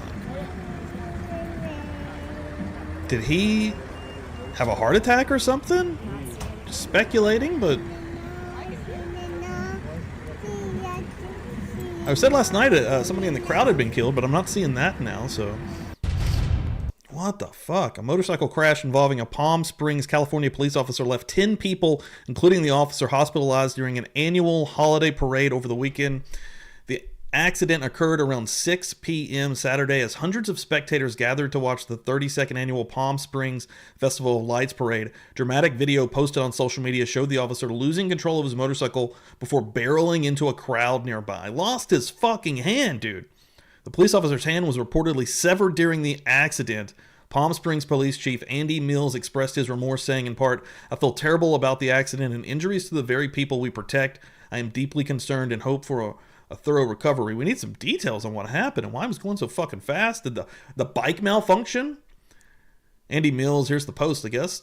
By now, most of our community knows that at the parade tonight, one of our traffic motors had an accident on his motorcycle, and unfortunately, several citizens and our police officer were injured. I feel terrible about the accident and injuries to the people we protect. I am deeply concerned and hope for recovery. CHP has been asked to conduct a complete traffic investigation and will conduct an administrative investigation. As chief of police, I am responsible for this department and the men and women we serve. After we conduct our investigations, I will report back. The California Highway Patrol is conducting an investigation. We just read that. All the spectators' injuries have been reported as non-life threatening. Well, that's good, and it seems like no one actually did die. Looks like the officer may have the worst I don't know that yet. I mean, I can't imagine that being good for any spectator, but losing your fucking hand last night like that's crazy as shit. Wow. Have had more experience on the job, you might defer to his expertise on that particular issue, correct? Yes. Okay. As the driver, you got out of the, by the way, what kind of vehicle were you driving? Back then, the 2000 Ford F-350 modular. Okay, and that modular truck is outfitted with all the, I mean, it's what we look at and think of as an ambulance, correct? Yeah, it's the square ones now, not the little round vans like before. Right, okay. You were driving the Ford to the location, correct? Yes, sir. Drove the Ford from the location back to the hospital, correct? Correct. Which hospital did you go to? Cedars-Sinai Medical Center. All right. And once at the location, you indicated that you got out, went into the residence, correct? Correct. This is a single-family residence. Yes. You walked in and made an assessment immediately of what the problem was, correct? Yes. All right. And that would have included seeing Miss Lana Carson. It's all coming together. I think you said. There are no coincidences. Her hands were elevated? Yes, they were being held up by another man. Did she appear to be in some distress? She was crying. Okay. Did she appear to be in a substantial amount of pain? Yes. And it appeared that she was, from your expertise and testifying now, you've had several years since then, but in your experience now, it appeared that the crying was not out of frustration or something, but literally she was sobbing in pain, correct? Correct. All right. You indicated it's a little bit hard to talk about. Those of us who are in the medical field get a little queasy. You said that her wrists were so deformed, the bones were so deformed that you could actually see through the skin, the deformed in the You could in see the deformity, the shape. in the shape of the wrist. Correct. In other words, she had long, thin wrists, and those wrists were broken so badly that you could see that the bones were deformed under the skin. Yes, and you can also, when you have a complete fracture or anything of that nature, whether it is wherever on your body, your bone will flop. And each time that the bone moves around, you get something called crepitus, where the torsion between both bones will keep rubbing against each other, which causes excruciating pain as well. Okay. And it appeared that she was, and to use your word, excruciating pain. Yes, that is. Now, you have spoken to, about this incident, you had spoken to the defense before your testimony, correct? Correct. How many times had you spoken to the defense? Someone, a member from the defense team? Twice. Who were those people? I spoke to Roger, and I spoke to Tani. Okay. First name basis. So, yeah. Okay. I don't remember his last name, sorry. Roger Rosen Okay. and Tawny Tyndall? Yes, I just knew him by their first name. Okay. Mr. Rosen put for purposes of identification, Mr. Rosen put a photograph that we had heretofore. I'm going to show this thread that I just found also. I mean, I've seen a lot of crazy stuff today. Anybody that has kind of followed us knows that we've kind of kept up a little bit with the Hawk 2 girl, okay? Haley Welch, I believe her name is. She just, it seemingly just scammed the fuck out of a lot of people on the internet, especially with one of these fucking shit coins that she just posted. This Bitcoins that these celebrities can just create now. The scam for this, apparently, I was talking to Dan about this also, is you create something like this, you have a lot of interest when you announce it, all these people dump a lot of money into it, so you created the coins, right? Say you have 100,000, say you have 1 million coins, and you give out, and you let 900,000 go out, and you keep 100,000, and then all of those get purchased up, and then you sell all of yours, you pull in all of this money, because as you can see right here, the stock went way up, and then it dipped because she sold everything. The Hawk 2 girl, the TikTok star who launched Hawk Meme Coin, then rugged her fans for $50 million and went to bed like nothing happened. And if you don't know her, of course, she went viral for the Hawk 2 girl thing when she was interviewed on the street. And quickly turned that into a profitable venture, which is pretty fucking impressive. I remember when this first happened, we were saying you might as well be having OnlyFans, might as well show your fucking tits, because this is going to be quick, get as much money as you can. But no, she went a better route, I thought, anyways, because she was doing some cool stuff. She was doing a lot of cool stuff for animals and around the country, that these places she would go. Right here, after a brief TikTok interview, she gained massive popularity and began collaborating with top celebrities. She then launched the Top 2 podcast, I think having, again, celebrities that we think are way outside of her range on there. Haley Welch quickly capitalized on her viral frame, transforming it into a profitable venture, like I just said. She started earning $30,000 per night coming to different types of parties. You'd see her all over the place. And then right here, she launched her own token. That's the Hawk 2 meme. Story began here. And again, actually putting out a coin of her own. Her coin skyrocketed to over 5 million market cap. Then it plummeted to 25 million. Simple math shows that those who bought at the peak saw a 95% loss in a few minutes. Haley quickly shared the Hawk tokenomics after the rug pull, insisting the team hadn't sold a single token, so she says. She claimed only 10% of the supply was allotted to them, with a 12-month lock and a 3-year vesting period. But as the price plummeted, it was obvious that was a lie. Even investors couldn't dump the token so aggressively. Here's what really happened. Bubble Maps revealed that 96% of the Hawk supply was in one cluster. 285 investors joined the pre-sale. Let's get this off here for just a second. But it's crazy, dude. Like and I've seen other celebrities kind of do something similar to this as well. It's fishy. And I see a lot of people talking about legal action. 285 investors joined the pre-sale, and 89 wallets, including the team, sold their entire holdings immediately, triggering a sharp price drop. Social media is flooded with outrage over the Hawk scam, and people are pissed about it. Another wrote, "My grandmother lost $85,000, which is also silly. I mean, whoever put money in this is also kind of fucking stupid. After the massive dump and backlash from holders, Haley's team decided to go live on Twitter, but when the much anticipated X Space finally launched, Haley suddenly announced she was going to go to sleep and canceled it. Many American citizens lost significant amounts due to their trust in Haley Welch. As a result, more and more details about the legal proceedings are emerging, and it seems Haley may be facing legal consequences soon." If this happens, if like she ends up, dude, if she ends up like going to prison within a year of going viral, that would be the craziest, quickest turnaround ever. Holy shit. That shit blew my On mind. the overhead, it was a photograph of what appeared to be a party or some people at a party or at a dinner or something, and Lana Clarkson was in the upper left-hand corner, correct? Correct. And she had her leg on a table, correct? Correct. It appeared like a group of folks having a pretty good time. Correct. Okay, you don't know when that picture was taken? No, I do not. You don't know what the circumstances were? No, I do not. And that picture certainly has Ain't nothing wrong, to do with Oasis. the night in question when she broke her wrists. Scammy, scammy, scams. Yes. Okay.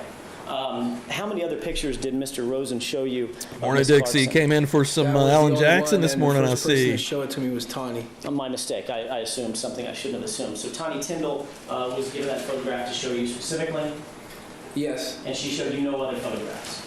No. And you're aware that there are a lot of other photographs of Lana Clarkson that have, full facial features, like headshots. You know what a headshot is? Yes, I know what those are. All right, and you've seen this trial's been published on national television for several weeks, several months now, correct? I've seen a couple things on it. Okay, and you've obviously seen pictures on the news of Lana Clarkson in that blue outfit and longer blonde hair, etc. No, sir. Take a look at People's 14. You've never seen that photograph? No, sir. Do you recognize the woman in that photograph? Looks like her. Okay, that looks like Lana Clarkson. That is Lana. Yes. All right, Mr. Stark, obviously this is a much better photograph of Miss Clarkson's face than that photograph of the folks gathered behind the table, correct? Well, I'm going to object to that, Your Honor. It's argumentative. I'm going to sustain the objection. Can you see Miss Clarkson's face readily in this photograph? Yes, sir. Matter of fact, this is from basically a photograph of the bust up, correct? Yes, sir. And she's facing the camera. Yes, sir. There's no other people in the photograph, correct? No, sir. And you weren't shown this photograph, correct?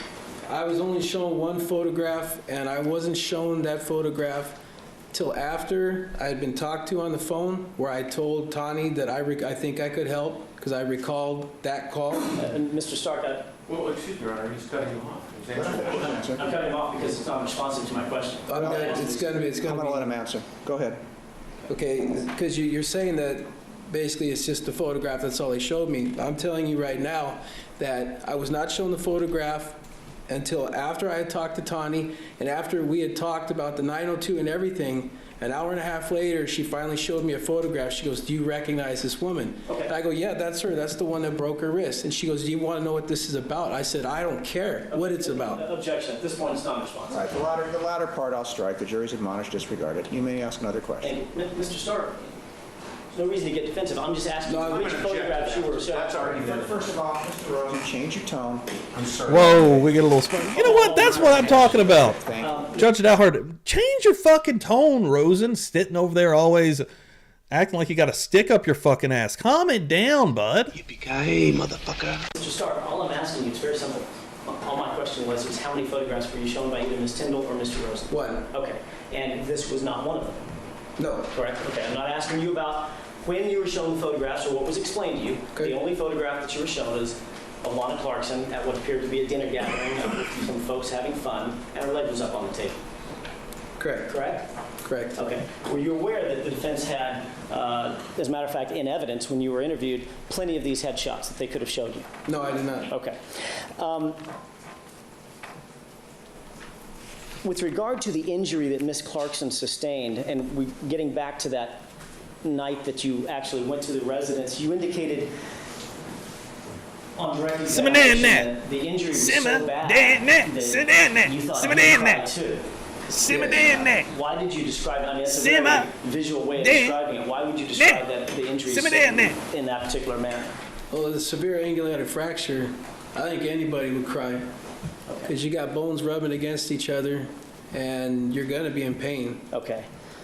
Pretty extraordinary pain. Yes. All right.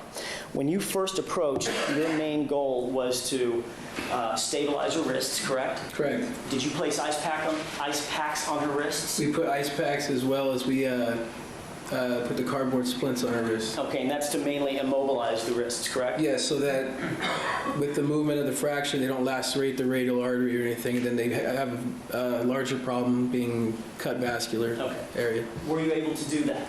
Yes, sir. Okay, and you were able to see what basic injuries Ms. Clarkson had sustained just from your visual view of her wrists, correct? Her wrists were uncovered, I assume, not like mine are with the jacket, but you could see the skin and, well, not the bone, but the shape of the bone, correct? Correct. All right, so it didn't take a lot for you to get to the point where you knew, oh my goodness, I've got to stabilize your wrists and try to reduce any swelling that might occur, correct? Correct. Okay. So that didn't require a long interview of Ms. Clarkson, for instance? Just speaking to her for the normal Glasgow Coma scale. Okay. Can she feel her fingertips? Okay. And a couple things we'd ask about history, allergies, meds. Okay. And she was able to respond and all that? Yes. Your Honor, I'm going to check. You're starting Get very quick, Mr. Jackson, and you're also cutting the witness off. Thank you. I'm sorry. Thank you, Your Honor. Had you finished your answer, Mr. Starr? Yes. Okay. I apologize. Seems I to didn't be mean the start any truth, worse. right? Can't trust She was nobody, able, dude. I guess my last question that I interrupted you on was she was able to answer those questions about the fingers and allergies and medications. Make a and things gypsy like that. coin. Yes. To your satisfaction. Who's going to buy my gypsy coin? Obviously, one of the main characteristics of your job is to engage in whatever The new buzzed coins out there. medical intervention you need to as quickly and efficiently as possible, such that the patient will not suffer any undue lag time, any undue pain as a result of going slowly, correct? Correct. I'm going to object this compound question. I don't have a problem with the subject matter. It's just the way the question is phrased. It's compound. Is the answer the same as to both parts of the question? Do you remember the question? No, sir. Break the question down. So much for that. That makes two of us, Mr. Stark. Let's try it this way. Sorry. One of the hallmarks of practicing your type of medicine is to make sure that you do it quickly, correct? Correct. Efficiently. Yes, sir. No undue lag of time, correct? Correct. Fine. So you're not engaging in a slow, methodical conversation. You simply ask the questions that need to be asked to get to the form, to get her in the back of the ambulance, to get her to the hospital so that she can enjoy the care of a physician, correct? Yes, that's the whole purpose, is to get a patient more definitive care. Once you stabilized her wrists and did I think you called it the Glasgow Coma test or question? Glasgow Coma scale is... Scale. Yes. Sorry. Once you did that, did you push an IV? I started the IV, yes. Okay, you started it while she was still seated either on the ground or in the chair in Yes. the house. Once she was... once the IV was started, I guess I should say, you didn't allow her to walk around. No, she was on the gurney. Okay. She was immediately transferred to a gurney, which is the roll-around bed that we all come to know and love from TV shows, et cetera, correct? Yes, sir. Okay, and then shove that into the back of the ambulance and the legs collapse automatically and it goes back into the back of the ambulance, correct? Correct. At that point, Bruce Liverpool took over as the attendant, correct? Correct. Attendant or attending? Attendant. Sorry, as the attendant. And therefore, he was in close contact with Ms. Clarkson for the entire trip back to the Cedars-Sinai facility, correct? Correct. His whole job as the attendant is to ensure that she's receiving the proper medical care and any, I know some of these words from watching Grey's Anatomy or some show like that. I can't remember any of them though, but when you engage in some kind of trauma, what am I looking for? What's the word I'm looking for? When you're actually trying to stop whatever is bleeding, stop whatever is hurting, fix whatever is broken, on the way to the hospital. It's ongoing care and patient reassessment. Okay. That wasn't quite the phrase I was looking for, but it sounds a lot better than what I was thinking of. Okay. You should write for... Are you thinking of triage? Is that... That's what I was thinking of, exactly. Triage. Triage is a form of rapid assessment and rapid transport that has to do with the START system for multi-casualty incidents. It has nothing to do with a single patient. Okay, so I'm going to stop watching Grey's Anatomy. But that just made me look stupid. All right. Bruce Liverpool, his entire job during the transport process was to make sure that Lana Clarkson was getting proper medical care. Correct. He would engage in conversation with her about allergies to medicines, things like that. Correct? If it was already answered. Okay. He might engage with her in conversation about additional medical care that she may need on the way there. For instance, he might follow up on your initial conversation and say, can you still feel your fingers, things like that. Yeah, and then with women, we also ask for chances of pregnancy because that changes all care for a woman. Absolutely. So he would ask her those questions. Mm-hmm. And is that yes? Yes. And that would be before any medicine is pushed in the back of the ambulance, correct? Yes. Okay. So all of these assessments are going on during that trip, and you are driving at this point, correct? Correct. All right.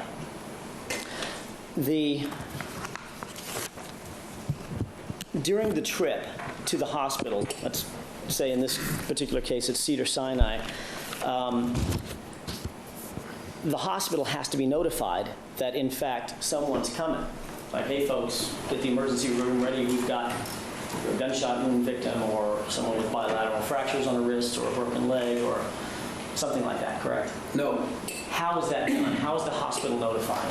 Hospital is only notified if a patient meets advanced life support criteria. Okay. The reasoning why we contacted for Lana is because we wanted the order for morphine.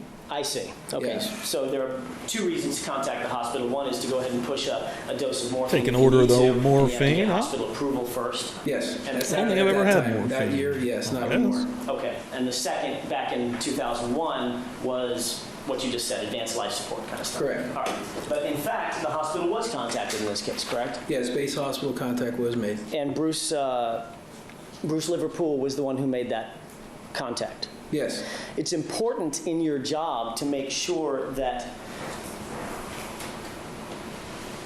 when you're giving medicine to someone, especially something like morphine that can be overdosed on, that information, medical information, physical information is copiously taken down on reports and notes and documented such that you don't give something to someone that they're allergic to, correct? Correct. Or you don't give too high a dosage based on someone's weight or advanced age or youthful age or something like that, correct? Correct. So these forms that, and Mr. Rosen showed you a couple of them, these types of forms that you guys fill out are done, they're created in order to save lives, correct? Correct. And it's important to get the proper information onto this form. More importantly, it's important to get the proper information to you and through the patient and then on to the hospital if that's necessary, correct? Correct. And so a lot of attention is paid to what the proper information is being relayed. Is that right? Correct. And you took, I'm assuming you worked with Bruce Liverpool. You said that he had probably, in your estimation, 17 years of experience. You found him to be very competent. Yes. You found him to be very professional. Yes. You found him to be good at what he did. Yes. Okay. You had no quarrel with his qualifications to perform these very life-saving duties, if you will, that Mr. Rosen asked you about, correct? No. Okay. Take a look at what's been previously marked as People's 57. A base hospital form is a form once, and you've explained to us, Mr. Stark, that there are certain circumstances in which ambulance personnel will in fact contact the hospital and will in fact relay information directly from the patient or their own observations, correct? Correct. And that form is filled out, that information is put in a form that's filled out by the hospital itself, correct? Correct. Do you recognize this form that's called a base hospital form? And just for our purposes, it's been marked as People's 57. You're looking at something on the upper left-hand corner that has the number, log number 164259. Do you recognize this form? Yes, that's an MICN's form. And Mobile Intensive Care Nurse. okay, MICN? MICN, they're the ones that answer the radios when paramedics call into the hospitals. Either that or a physician does.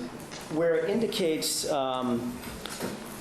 underneath the severity of illness portion, in other words, the narrative, it looks like it's been written on in handwriting.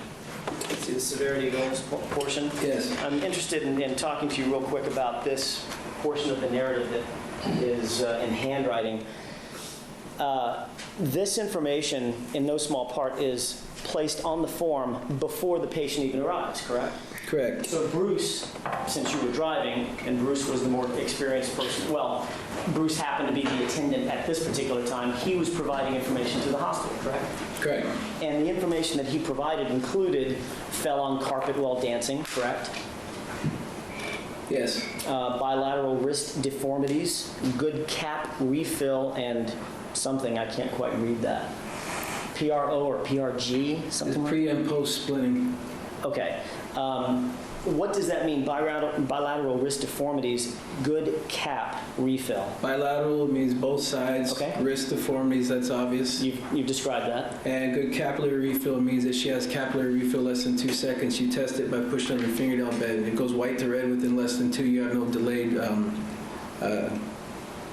perfusion in your extremities. Okay. So all of that was fine, and that was relayed to the hospital, correct? Correct. And then what is the next highlighted portion mean? They've got a 0 with a slash, ETOH, which stands for ethanol. All right. And that, of course, ethanol is the shorthand, or ETOH is the shorthand for alcohol. Term. Right. All right. So on this particular form, Bruce Liverpool, with 17 years of experience being in the back of the ambulance dealing with Lana Clarkson, was indicating to the hospital that there was no alcohol involved, correct? Correct. All right. Secondarily, take a look at what's been previously marked as defense quadruple E. And I just want to bring your attention down to what Mr. Rosen asked you about a little bit earlier.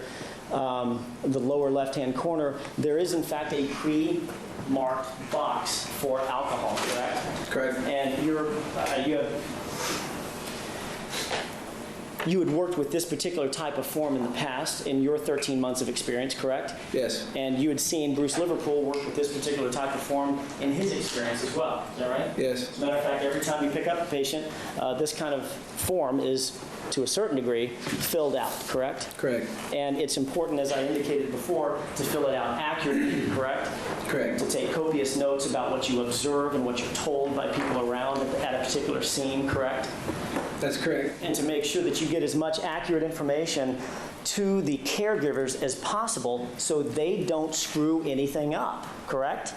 That's correct. I'd just like to say that just because boxes aren't checked doesn't mean anything as well. That's why we have quality improvement with my department where we're constantly getting in trouble for not filling out the forms correctly. And Mr. Stark, you explained that to Mr. Rosen. My question simply is this. As you're looking at this document here, did Bruce Liverpool fill out the box, the box indicating that he noticed alcohol was involved in this incident? No, he did not. Okay, and he relayed that exact same information to the hospital, correct? To the base nurse, yes. With the 0 or no ETOH, correct? Correct. You've handled, in the 7 years since then, you have handled how many call-outs? A lot. I work in Battalion 13 now in South LA. Pretty busy battalion. We're the busiest battalion in the city. Okay, so probably not even hundreds, probably thousands of call-outs. Yes, sir. All right. They don't stop, dude. Hollywood, of the reasons why, Los Angeles. And we alluded to this in your direct examination by Mr. Rosen. One of the reasons City why of Broken these Dreams forms are so important is because thousands upon thousands sometimes of call-outs will start to, your memory is going to fade. I mean, at some point, our brains just fill up, correct? I mean, it's nice to have notes. Yes, we have that as well. I'm in note phase of my That we life. fill out Gotta have every notes. response as well. Okay, and that, again, is to relate Notes are fucked. or memorialize, I should say, information from a particular call-out or a particular incident so that you can refresh your recollection with it. Yes, sir, because the 902 is it's a court legal binding document as well. It's a record, but we also want our other records in the station so that if the DA or anybody else ever calls for information, we get the permission through arson to refer that to you. Right, and of course, one of the hallmarks of having a particular document like this is that you guys are trained to fill it out accurately so these documents can be relied on, for instance, in a court of law like we're in right now. Yes, sir. Okay.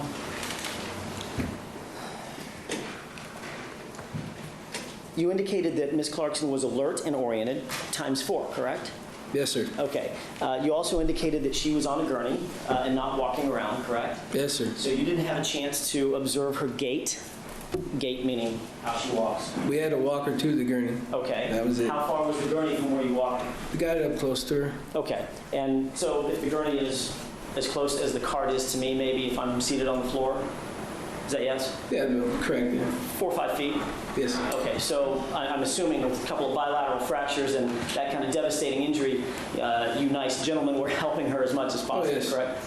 Help her up so that she doesn't stumble or fall based on any shock or anything like that, correct? Yes, sir. Takes a couple of steps, and now she's on the gurney, and she doesn't walk again until she's at the hospital at some point, correct? Correct. Well, when we get her to the hospital, we're just going to sheet her over. Okay, sheet her over. Both myself and my partner grab one side of the sides of the gurney, and then we lift the patient across so that we don't walk anybody anymore. Right. Okay. And you didn't walk her? No. Okay. So you didn't have an opportunity to see her gait? No. To any significant degree, correct? No. Do you know what a nystagmus test is? Yes. You didn't give her a nystagmus test? No. You didn't give her any FSTs or field sobriety tests, for instance? No. So, but you did indicate that you smelled alcohol, correct? Yes, sir. All right. This was a Christmas party, right? Yes, sir. Not unusual at a Christmas party to have maybe a glass of champagne or some alcohol around the party, correct? Correct. All right. So that was not necessarily an unusual circumstance, is that right? No, sir. I mean, it might have stood out in your mind a little bit more, Mr. Stark, if, for instance, you were called out to a nunnery and you smelled alcohol. That might stick out in your mind. But at a Christmas party, no big deal, right? No. All right. And, of course, I'm assuming, Mr. Stark, I probably shouldn't assume, but I'm going to for this question. You've had a beer or two in your life? Yes, sir. All right. When you first drink a beer and you set it down, you might smell a little bit more strongly like alcohol than, for instance, if you had a beer and you set it down and you wait an hour. You might not have that odor. In other words, recency can emit the odor of alcohol more strongly, correct? Correct. And you have no idea if Ms. Clarkson maybe had a glass of champagne just before you arrived or just before she fell and broke her wrists? Correct. Okay. You indicated that one of the reasons why you believed that she was under the influence, you used two different phrases, under the influence and inebriated. I want to talk to you for a second about that. One of the reasons that you believed that she was under the influence was because you smelled a little alcohol, correct? Correct.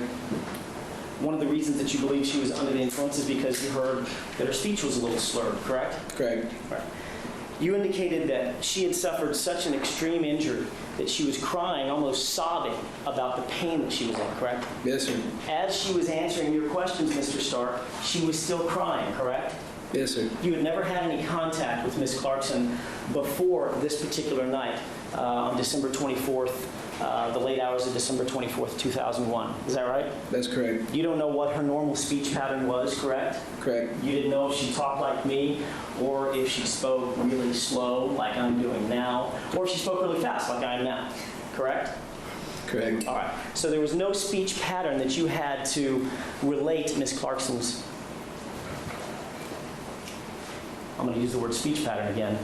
There was nothing that you had to relate Ms. Clarkson's speech pattern to. In other words, nothing to compare it to, correct? Correct. And on top of that, for the whole time that you were treating her just to push the IV, ask her about the information you needed to ask her about concerning the numbness and feeling in her fingers and things like that, that was through tears, correct? Correct. She was crying the whole time. Yes. I mean, her wrists weren't fixed when you got there, correct? Correct. And you weren't able to fix them right there and get her out of her pain. No. So the whole conversation that you had with her, she was sobbing and crying and extraordinarily upset, correct? Yes, sir. As a matter of fact, when you suffer an injury like that, it's not abnormal if it's that bad and you can look down and see your wrist is deformed and stuff, to go into a bit of shock, correct? Yes, you can. All right, and that, I'm not saying that she was catatonic, Mr. Stark, obviously she wasn't, but certainly she could have undergone a sense of, or a little bit of shock from what she felt like was devastating injuries to her wrists, being cognizant enough to see her own wrists being deformed, correct? A compound and also cause for speculation. On the latter ground, sustained. You've seen patients that undergo a bit of shock based on extreme injuries and extreme pain, correct? Yes. As a matter of fact, that's sort of a natural body function, Mr. Stark. Yes. If I just may also... That's all I have. Okay. That's all I have. The question has been answered. Okay.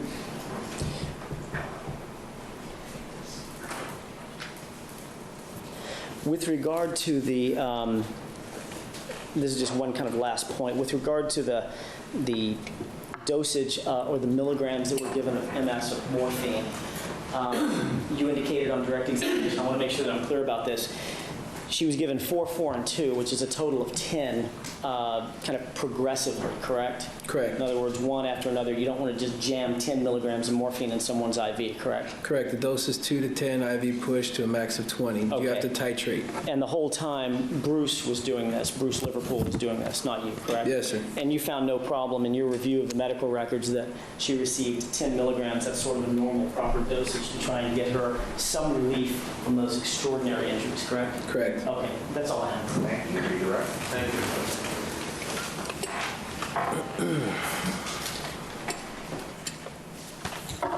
15 minutes with rosin. Actual hell on earth. Bill Spector. Boy in blue today.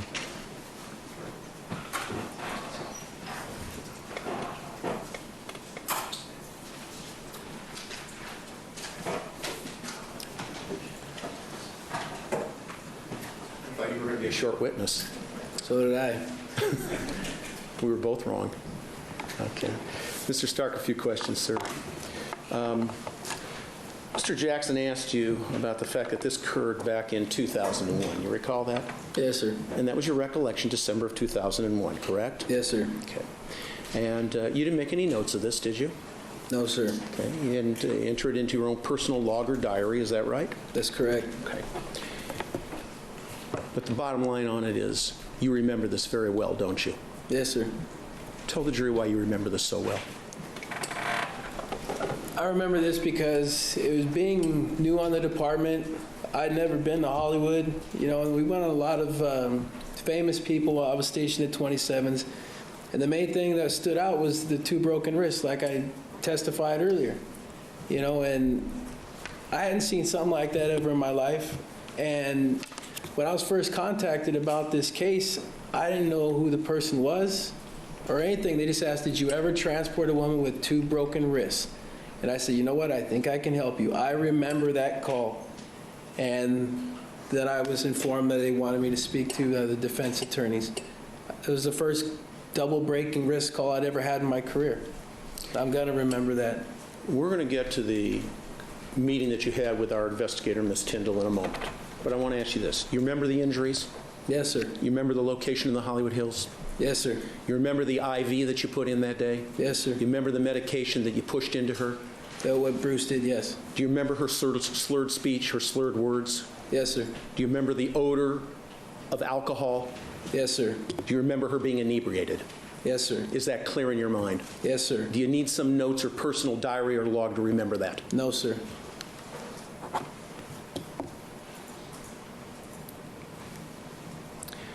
Mr. Jackson had you look at a different photograph, People's 14. Remember he flashed that up there? Is that the base form? No. That was the other photograph of the young lady who you said it resembled Miss Clarkson, remember? Yes, sir. Okay. You don't know when that picture was taken, do you? No, sir. And you don't know for what purpose that picture was taken, do you? No, sir. You don't know if it was a candid shot or a portrait for something, correct? Correct. Okay.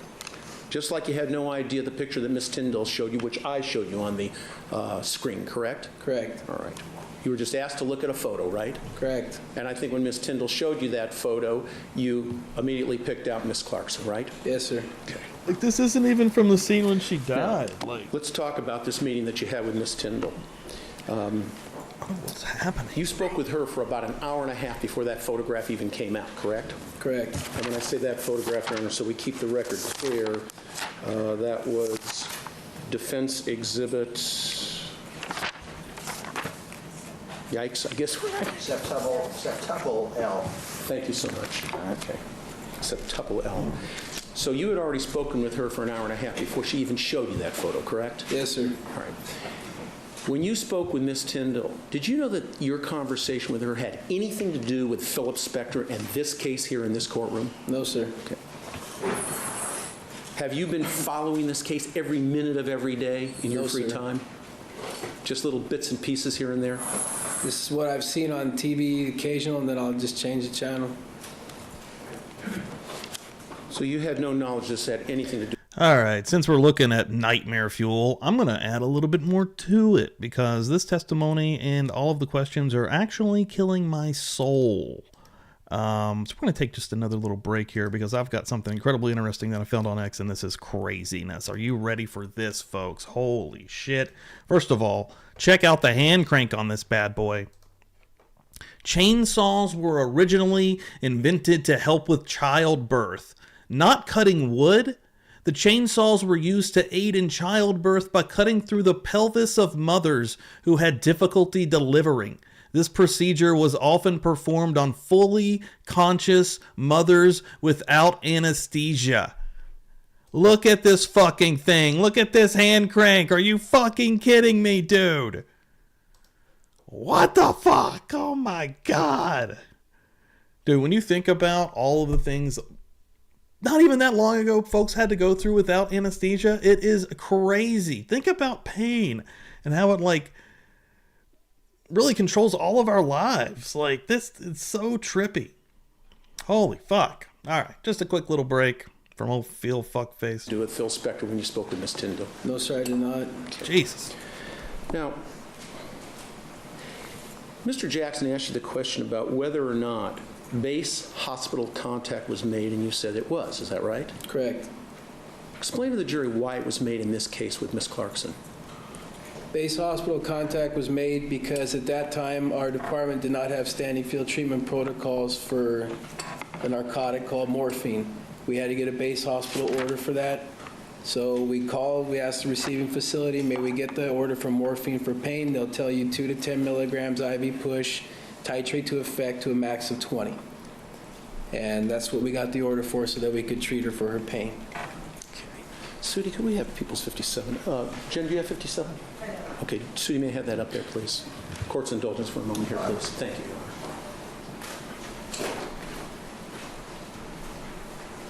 While she's doing that, I can ask some more questions, okay, Your Honor, so we don't waste time. Mr. Stark, I just want to make sure I'm clear on this.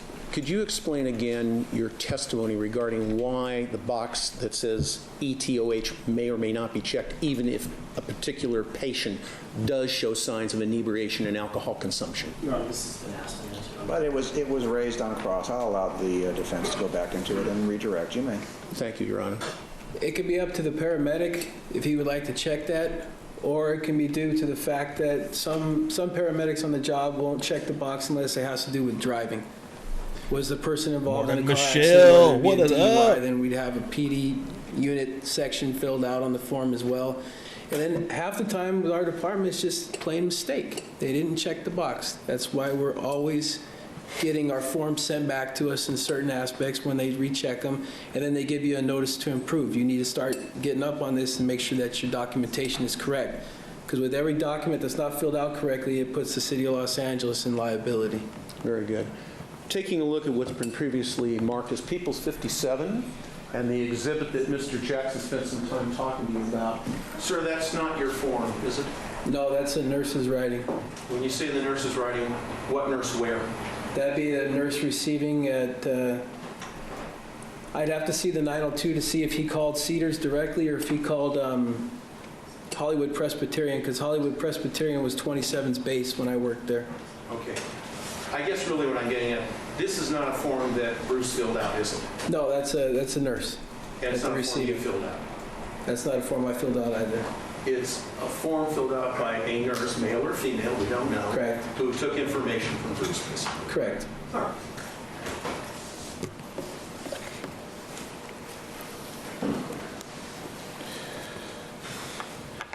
You indicated that you now work at the busiest battalion in the city, is that correct? That's correct. And where is that? I work in South Los Angeles. I work at Fire Station 65 on Century and Holmes in the city of Watts. Okay. How long have you been working there? Just over 4 years in Watts now. You like your work there? Yes. Okay. Now, Mr. Jackson touched on another area. He touched on the area of the fact that being in the Watts district, working that battalion station, you're very busy. You've done basically maybe even thousands of rollout calls. Is that right? That's correct. Okay. And Mr. Jackson asked you, it's kind of nice to have notes to refresh your recollection. Is that correct? Yes, sir. You don't have any notes about the time that you responded in December of '01 to the Hollywood Hills to help Miss Clarkson, do you? No, I did not. It's in the archives Okay. in downtown LA with our department. But you don't need those notes to remember what you've testified to, do you? No, sir. Just a couple of other quick areas. You took her to the hospital, correct? Yes, sir. Before you left the hospital, were you satisfied, Mr. Stark, that she was then in good medical care, good Yes, medical sir. hands? Cedars is the trauma center. They have the best surgeons out there. Okay. So you were satisfied that she was going to get good medical care? Yes, sir. Otherwise, you wouldn't have left her there, right? Correct. Okay.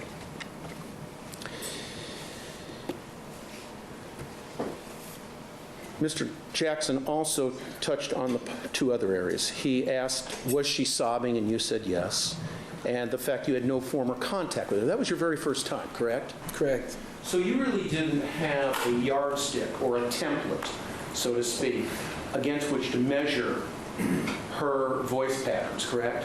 Correct. Or the inflection in her voice, correct? Correct. Or, as Mr. Jackson did, he spoke and talked real fast, and then he slowed down and talked. Yeah, I've real never slow. seen You didn't know, correct? anything like But you this knew trial you in the were way talking of some bad slurred speech, didn't you? Yes, sir. bullshit. And there's no doubt about that, correct? It's crazy. Okay. And finally, Some really ridiculous arguments. Miss Clarkson, she wasn't in shock when you arrived there, was she? No, sir. The only thing was she was just crying a lot. That could be a form of shock where you're thinking, it's a mental shock, because shock is actually defined as widespread inadequate tissue perfusion. That's what shock is. And Wish you had some, Michelle. She was not It's either in perfect for decompensating shock or brunch time compensatory shock. on a Sunday. So basically, she was in just a Morn, state of mind. mid-afternoon That's morn her type thing. of shock that she's having. You Sounds asked her amazing. questions, correct? Yes. You got information from her, correct? Yes, sir. Did you have any trouble understanding that information and putting it down? Other than the fact that it was slurred speech? Michelle, check out the new emojis and by your name. You've got the Meowder Church sticker. That's your new badge.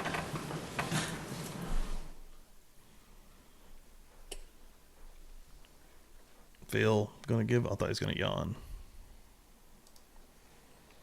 Live shot. Phil Spector. Absolute cool. It's a good thing I have help here. Mr. Stark, you're experienced in dealing with injured persons, correct?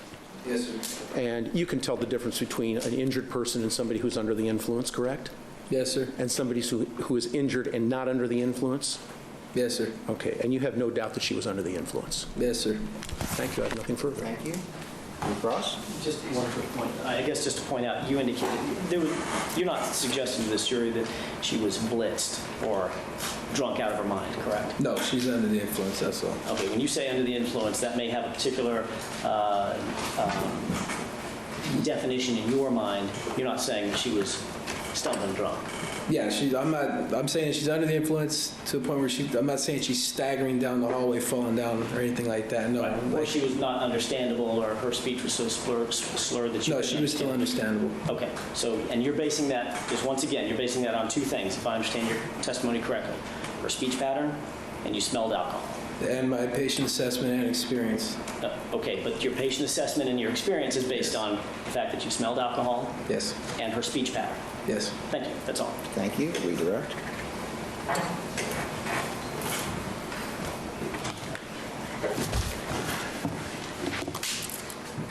Define for the jury, if you would, what you mean by the terms, bless you, by the terms patient assessment and experience.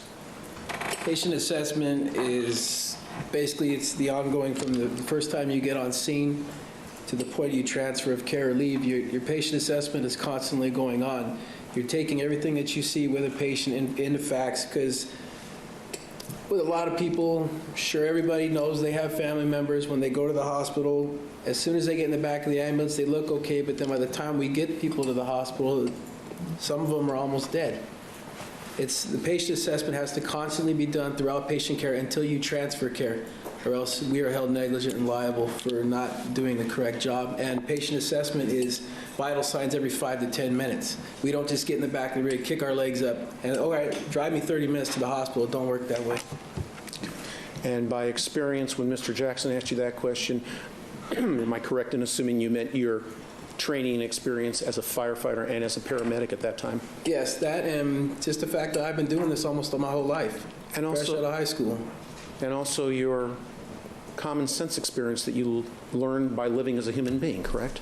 That's correct, and as well with the paramedic experience that I have, as well as other members on this department, we can walk into somebody's house and with an engine company or a task force with us when we're going to render medical aid, I can look right at the patient just from experience, say, you know what, engine, you're out of here. Go get yourselves available for a fire. Myself and my partner, we can handle this. And we do it 99% of the time, every day that I work. Thank you, Mr. Stark. You're welcome. Thank you. We cross. Only one more thing. Of course, this patient assessment and experience is the same thing that Bruce Liverpool would undertake on the way to the hospital. Yes, sir. Thank you. Anything further? No. All right, subject to recall, you may step down. Thank you very much for being here. Thank you. Recall Mr. Tanazzo, please. Where are we going next? Out of interest here. It's 11:30. We got an hour still in us here. Let's see where we go. Got a 30-minute one. So, good that'll be afternoon and welcome perfect. back, sir. Thank you. So we got Vincent Tananzo coming back up. So let me get his name back up here on the screen. I think this is the same day. And now we got Rosin back up here. Thanks everyone for hanging out. I really appreciate it, guys. We're going to keep rocking and rolling. Don't forget, after this, Jessica for Justice is going to be live on YouTube. She's going to be doing a recap of some. There's a lot of it out there, a lot of true crime here on YouTube. But then she's going to be going immediately after that, at least I think that's my understanding, into Kick and watching some Love After Lockup. So you're not going to want to miss that. Going to get a double dose of Jessica today on the YouTubes and on Kick, which is awesome. But yeah, I will actually portal you out of this stream into hers immediately following, so you don't have to do anything. You just have to sit back, relax, bada bing, bada boom. I'm sorry? Good afternoon, Counselor. Sit back and relax. I'm going to ask you some questions. Well, here. let me tell you something, brother. Questions, you just Yeah, let me know, okay? I'm feeling it. Yeah, I might actually stop out at 12. First of all, I wanted to Go get me ask you a about Sandy. the fact that you told us and shared with us that Get him a Sandy. you had Yo, morning, experience Jim. as a New York police officer Level for about Lurkin. 17 years. Is that correct? Yes. You retired from the NYPD and you set up your own private security business. Is that correct? Yes. And as I understand it, you were in patrol for 3 years, you were in narcotics for 9, and you divided the 9, 4 and 5. 4 years as an investigator, 5 as an undercover officer. Yes. You're familiar with the phrase crystals and pistols, aren't you? You know what that means. No. You worked in narcotics for 5 years and you never heard that phrase? Oh my God, can I hold East up? Coast, sir. Oh, it's nationwide, sir. When you made arrests, Sustained. when you made arrests as a narcotics officer, did you ever arrest anybody for, say, for example, heroin? You did, Can I didn't hold you? him? Oh, It'd absolutely. be even cooler if I could hold him. Cocaine, Absolutely. rock cocaine, Absolutely. I'm just going to get some methamphetamine, blow on. Yes. ice, I'm blowing his hair back. Yes. hard form of methamphetamine, intense one, correct? Yes. It's a When little you dandelion. arrested some of these individuals, it was as a narcotics officer, correct? Yes. Both in an undercover capacity and as an investigator. Yes. Hundreds of suspects were arrested by you for violations of the narcotics laws of New York, correct? Not hundreds, but a lot. Lots. Yes. A lot of those folks, when you made the arrest and you seized drugs, you also seized weapons, didn't you? Yes. Some of those individuals had weapons on them, correct? Absolutely.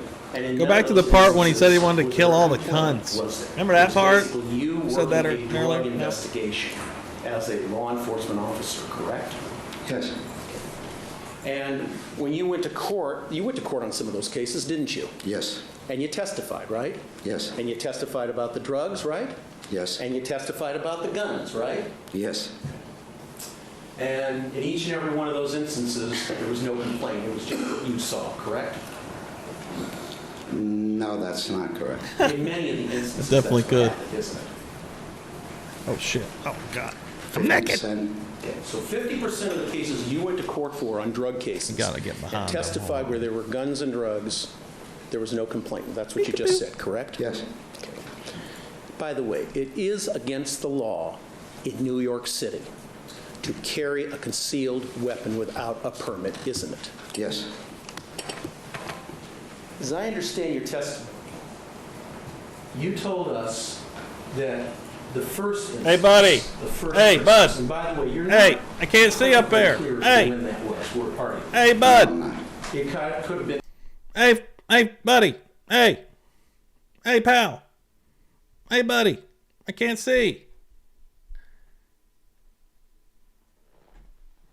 Good God, it's Jesus Christ. It's just, oh God, it's sucking me in. No, God, it's sucking me in so hard.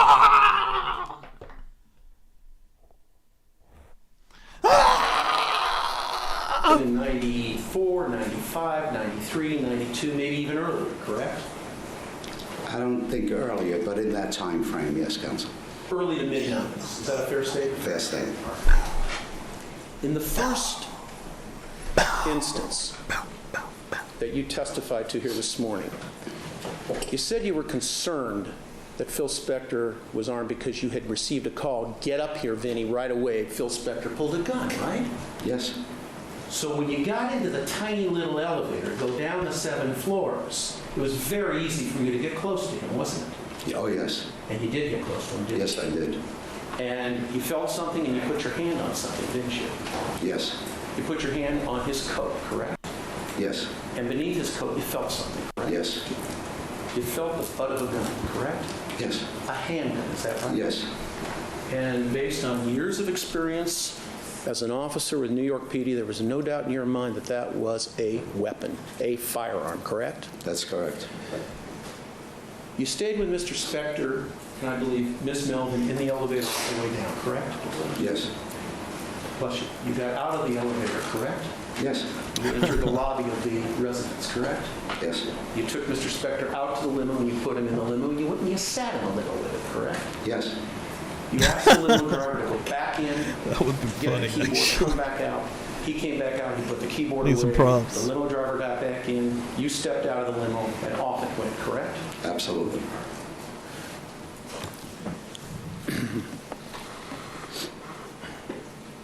You didn't call anybody at New York PD, did you? Oh, no. No.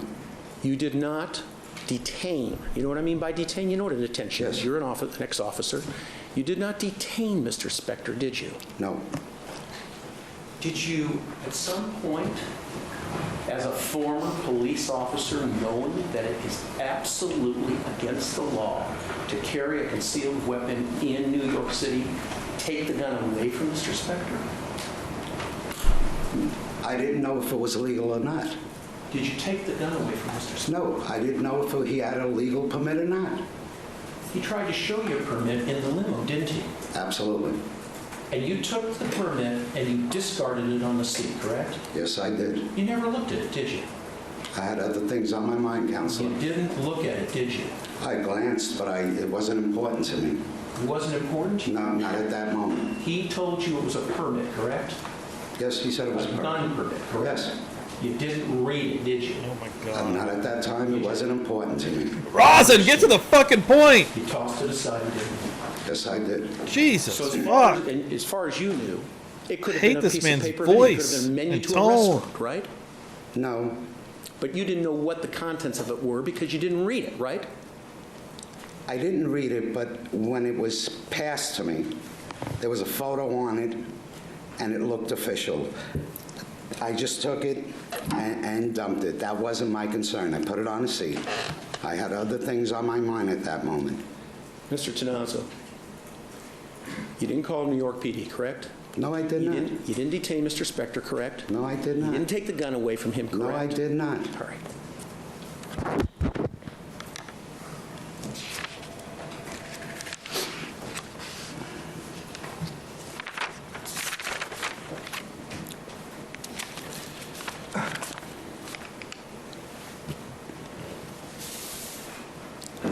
Phil's making notes. Oh God.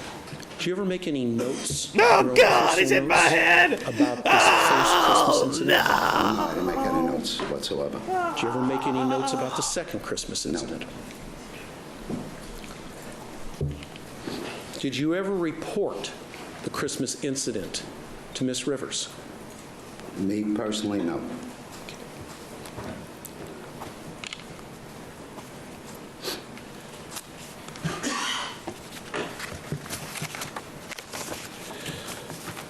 Now,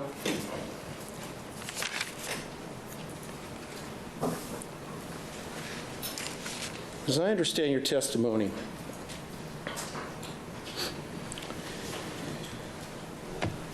one of the reasons you went upstairs at the first Christmas incident was to see if any people were intoxicated. Is that correct?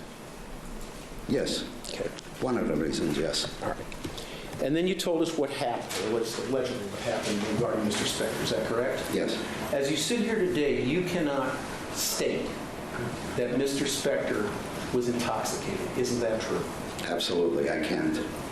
And if I ask you the same question about the second Christmas incident, Dude, it would be the same gladly. answer, wouldn't it? You cannot state Hey, that he was please. intoxicated at the second Christmas incident. Isn't that correct? That's absolutely correct, Oh Counselor. shit, I gotta change his name. Damn, sorry, hold on. Let's switch to the second Christmas incident for a moment. At the second Christmas incident, I think you indicated that you were downstairs in the lobby. You were with Miss Melvin. You were with Mr. Spector. Mr. Spector was speaking in a loud and argumentative way when the doors to the elevator opened and a lady stepped out, correct? Yes. And when the lady stepped out, it is your testimony that Mr. Spector turned in her direction and stated some invective statements towards her. Is that correct? Yes. Okay. And as I understand it, you said that he actually even took a step in her direction. You grabbed a hold of him, took him out of the building, and put him in the limousine and sent him on his way. Is that correct? That's correct. Okay. You saw this woman, did you not? When Yes. she stepped out of the elevator? Yes. And she was one of the guests at Miss Rivers' party? Yes. What's her name? I might have known then. I don't know her name. As I understand it, after this happened, you did not interview this woman, did you? No. You did not get her name, you did not get her information as to address, phone number, any pertinent information in terms of an ability to contact her, isn't that right? That's correct. And you never made any attempt to put her in touch with the police department in New York City at that time, right? Right.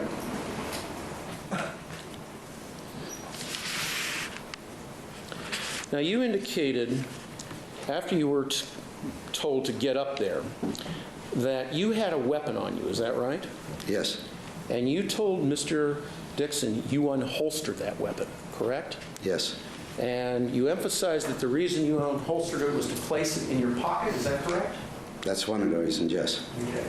And that was so it would be ready if you needed it, correct? Yes. You weren't going to take any chances, right? You wanted to make sure that the guests at Miss Rivers' Christmas party, as well as yourself, were going to be safe. And if you needed to pull the gun, you would have, correct? Absolutely. But you never did pull it, did you? No. You never needed to pull it, did you? I never pulled the gun. And as a matter of fact, Mr. Tanazo, you never saw Mr. Spector pull any weapon whatsoever at the second Christmas incident. Isn't that correct? Absolutely. I never saw it. As a matter of fact, you don't even know if he was armed at the second Christmas incident. Isn't that right? That's absolutely correct. Your testimony is that you believe he was armed at the first Christmas incident. Isn't that right? God, I can't even I don't handle believe it. I know he was armed. Did you ever see that gun in his hand at the first Even if he makes a Christmas point, I ain't incident? gonna fucking know because I hate him No, so I didn't. much. Ugh. Oh man, he's rough.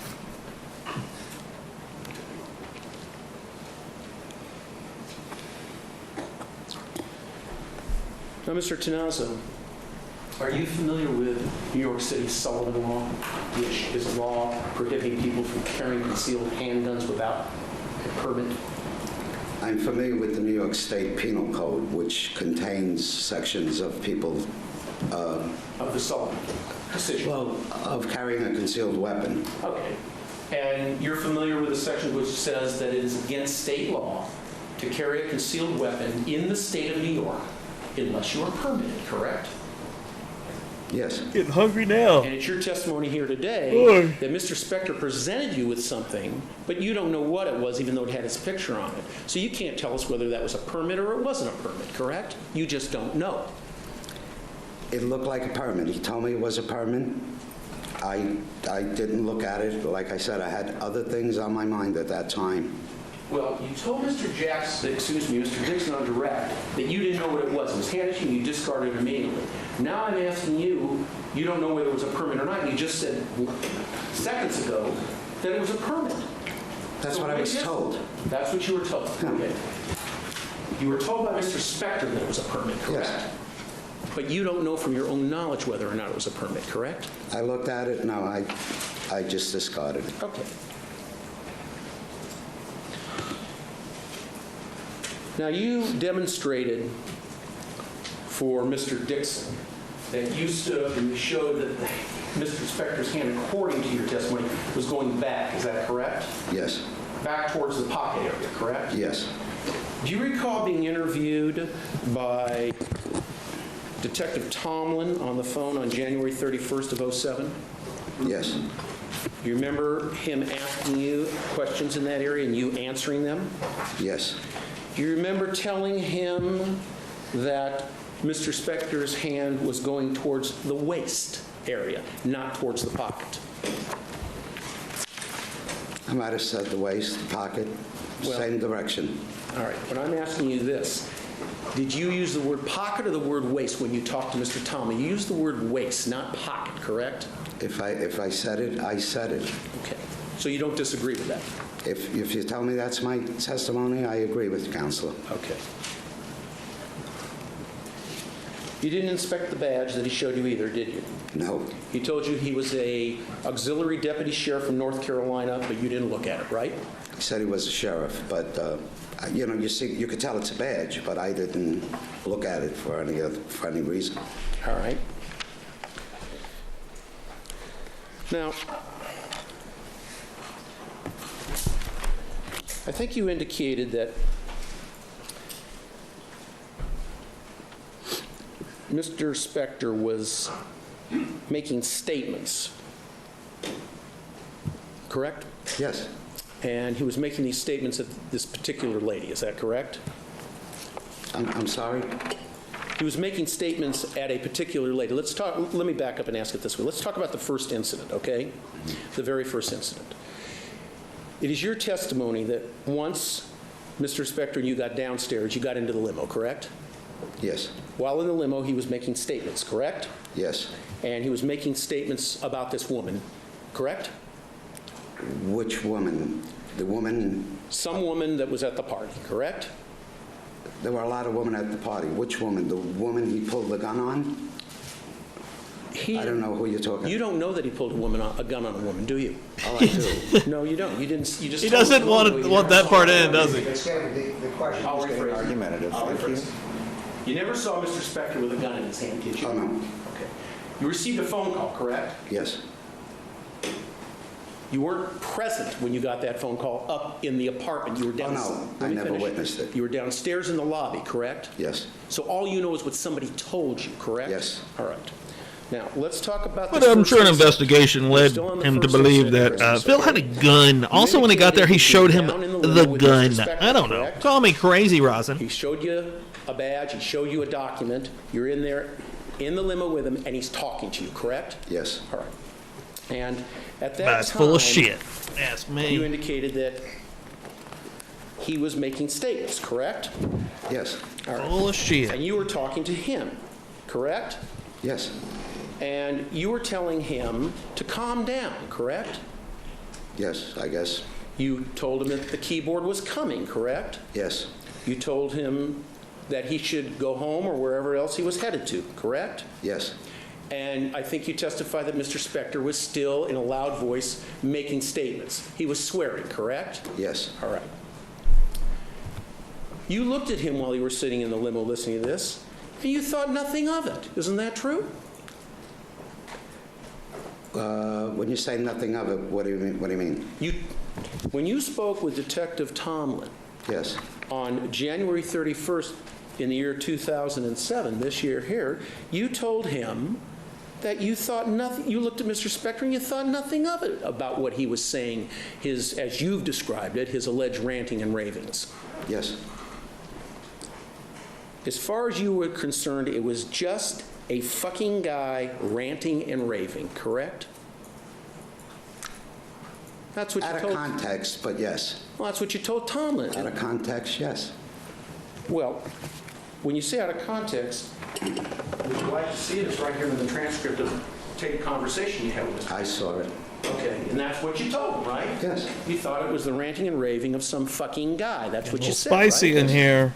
You don't even know what it was about, do you? Rosin likes it to get spicy. He You don't know likes what to the fight. argument was about, do you? That's clarification. Thank you. Do you know what the argument was about? Between, Okay. Between Mr. Spector and whoever he was making these statements to that you alleged. oh, no, I didn't witness any of that. Likewise for the second Christmas incident. You have no idea what Mr. Spector was upset over, allegedly, with the woman who stepped out of the elevator. Oh, no, I you didn't didn't witness talk to that. Exactly. All right, we're going to take a recess at this time. Let's try to make it closer to 10 than 15 minutes if possible because of the bathroom use. Keep in mind the admonition will resume in about 10 to 15 minutes. Thank you.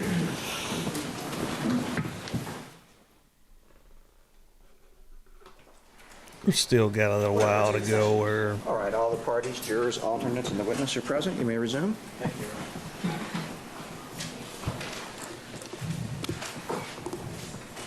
All right, Mr. Tanaza, just picking up where we left off before the afternoon break, I think you indicated that you did not discuss this matter with Ms. Rivers, your employer, correct? Yes. And I think you also said on direct by the prosecution that you also didn't discuss it with Ms. Melvin, correct? Is that what you stated, sir? Do you recall that? At what point did I discuss? The night of the first Yes. incident, I discussed it with her. How about the night of the second incident? No. Okay. And let's turn our attention now to the second incident, okay? Yes. Now, you had already indicated that you were still working security for Ms. Rivers, correct? Yes. Christmas time comes around, you're just going to have her annual party again, correct? Yes. Same location in New York City? Yes. In Manhattan? Yes. Same building? Yes. And as I understand it, you arrive early, as is your responsibility and obligation, correct? Yes. You go upstairs to check the guest list, right? Yes. You look at the guest list, correct? Yes. And you see Mr. Spector's name on the guest list, correct? Yes. And I think you indicated on direct examination by Mr. Dixon, you said you went about your business, it wasn't your call, correct?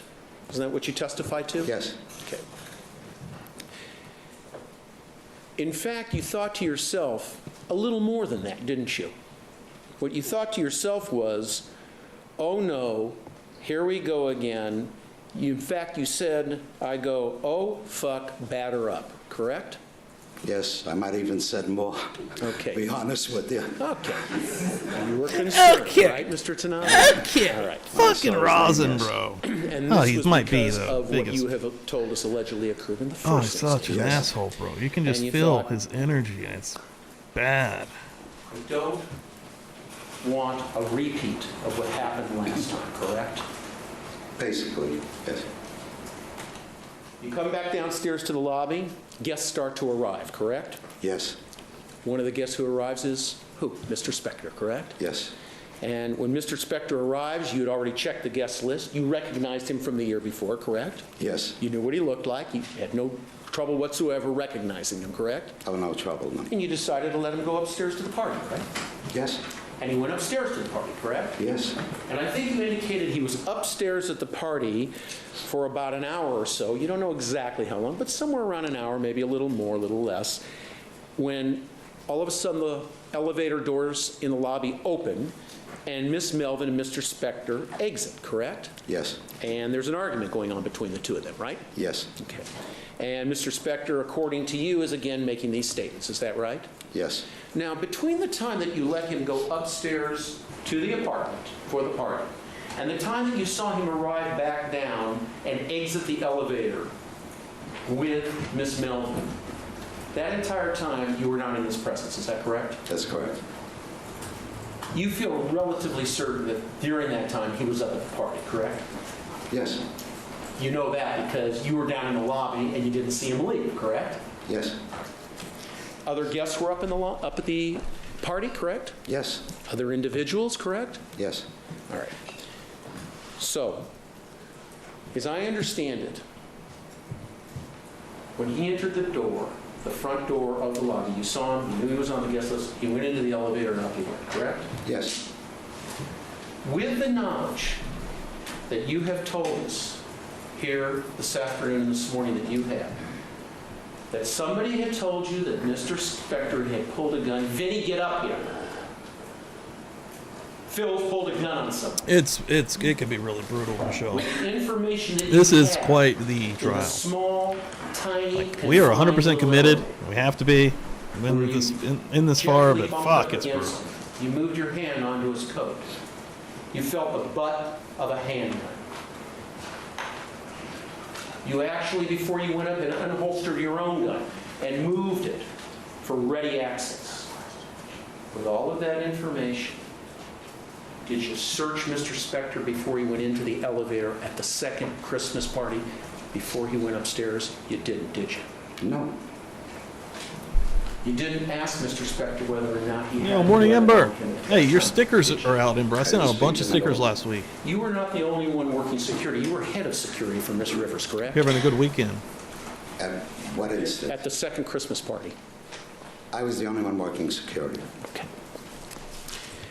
Did you ask anybody to keep an eye on Phil Spector when he went upstairs to the Christmas party, and if there was any problem, to call you immediately? You did not, did you? Oh, no. You just let him go up with all that knowledge that you had from a year prior, 365 days prior. You just let him go upstairs along with all the other guests, correct? Absolutely.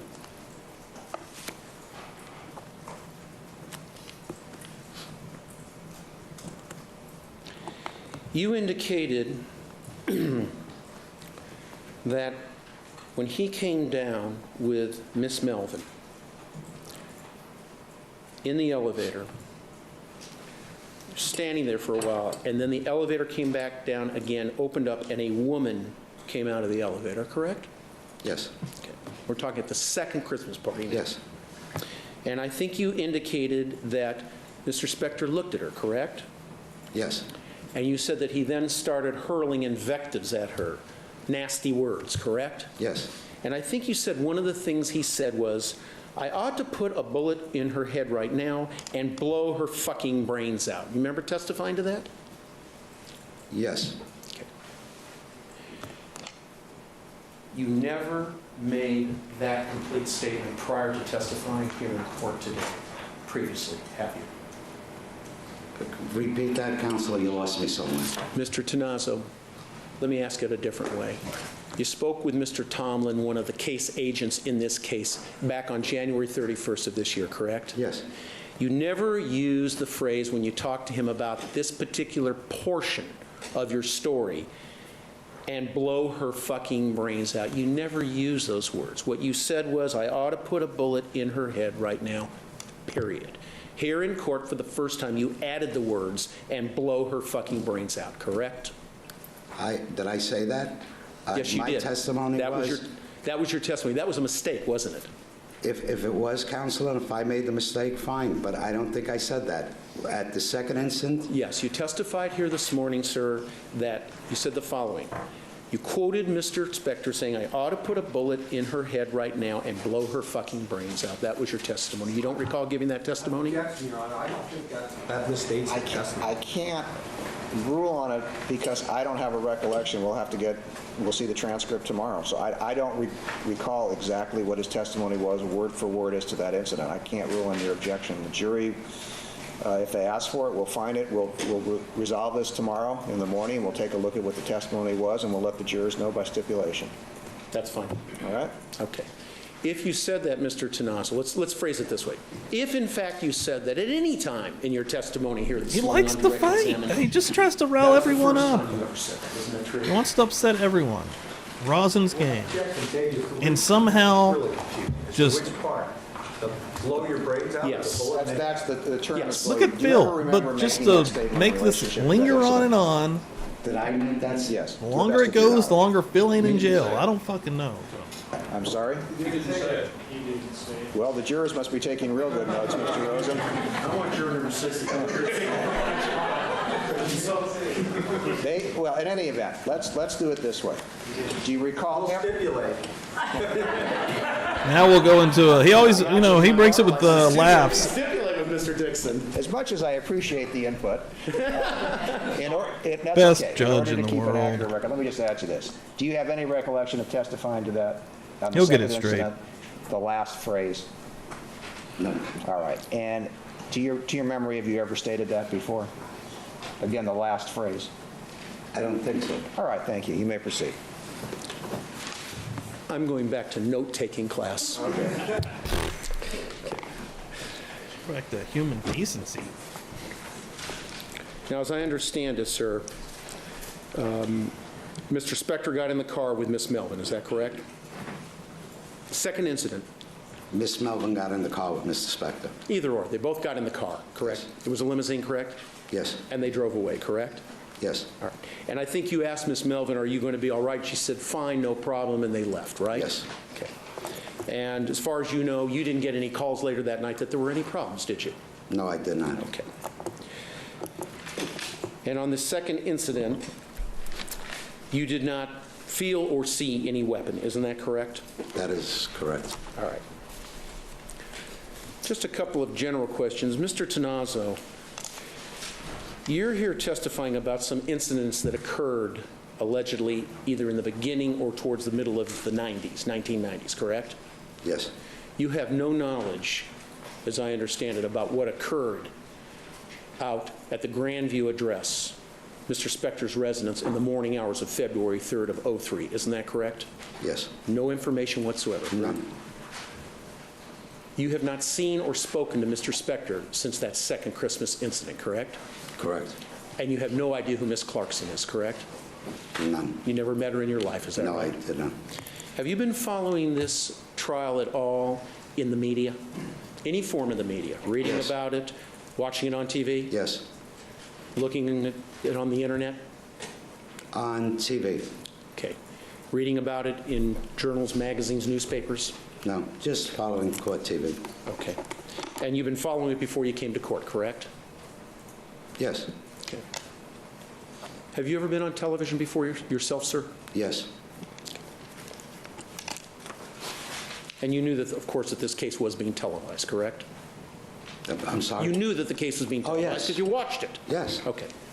You asked the dumb question, you stupid motherfucker. Jesus Christ. And just one final other area. You indicated that you have no knowledge that Mr. Spector was drinking on either the first alleged incident or the second alleged incident, correct?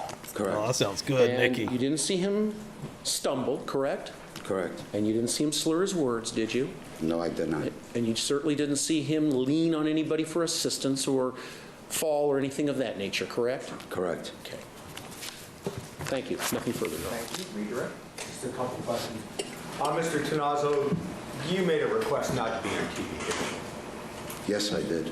And that you asked that be forwarded to the judge, but it was denied. That's correct. So you aren't on TV because you want to be on TV.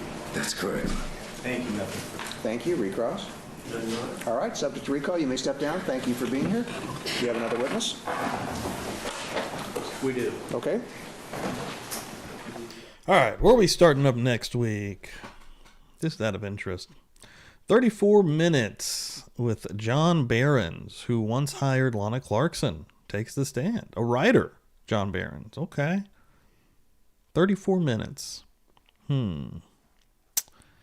Yeah, I'm going to go ahead and call it. I'm going to go get some food. Everybody, thank y'all so much for hanging out tonight. I appreciate it. It's this morning. Another great episode of Murder Church. The next time you will see me, we'll keep it on tomorrow. I just now tried to put a filler out for a possible show, maybe on the manhunt that's going on from New York City. We'll see. But otherwise, if not, it will definitely be Tuesday night, 8 p.m. Eastern Time for another episode of Murder Church. As I think I have something a little different other than Courtney Clinty on this one as well. I don't want to give it away just yet. I want to put it together, but I think it's going to be something interesting that is going to touch on a trial that we looked at last year, the end of last year. That was one of the most gruesome and horrible ones that I've touched on yet. Everyone, thank you all so much. If you are not a member, do so. Like I said, a lot of cool perks for the members that I'm working on. I got a lot of cool new emojis, badges, Feral Fridays that we do turn into members only. And then also there is a free level on the Patreon. If you get on there, just in case YouTube, like Thursday night, we did a show on the manhunt. They ended up not liking that because I showed a lot of that dude being murdered over and over and over. We were analyzing it in depthly. That is only available on Patreon currently. I'm going to put that in the chat here for you guys. You're leaving this right now. You're going to be going into Jessica for Justice, the stream that she is going to be putting on here shortly. Get ready for that. And then also after that, she's going straight into Kick for her usual Sunday stream. Everyone, thank you all so much. Joe Schmo, thank you, man. He's out here trying to kick some ass as well. I love to see it. He's boots on the ground. Is going to be there for Lori Vallow, which again, if she's going to be representing herself, I'm going to be all over that. You guys already know I want all the crazy. They're out of their minds. So one last thing, if you guys could do this for me, this will be absolutely amazing. Again, I'm trying to get this one into the old Twitter, into the X algorithm. That right there is a video that I posted yesterday. It was from Feral Friday. It's this insane clip from an old Cops episode from 1990. They went into this old dude's house who, again, probably hadn't changed his pants in over a decade. They open up this man's fridge, and it is just the most gross, grotesque thing. Literally, the shock value on our faces is insanity. I just not put that in the chat. If you guys could go and just give that a share, send that out into your feed, that would be amazing. Give it a like, give it a comment. It really is wild. But everyone, thank you all so much. Keep an eye on everything. Again, we're going to keep growing this thing. Buzz Nation, boom. Have a great rest of your Sunday. Jessica for Justice. That's where you're going.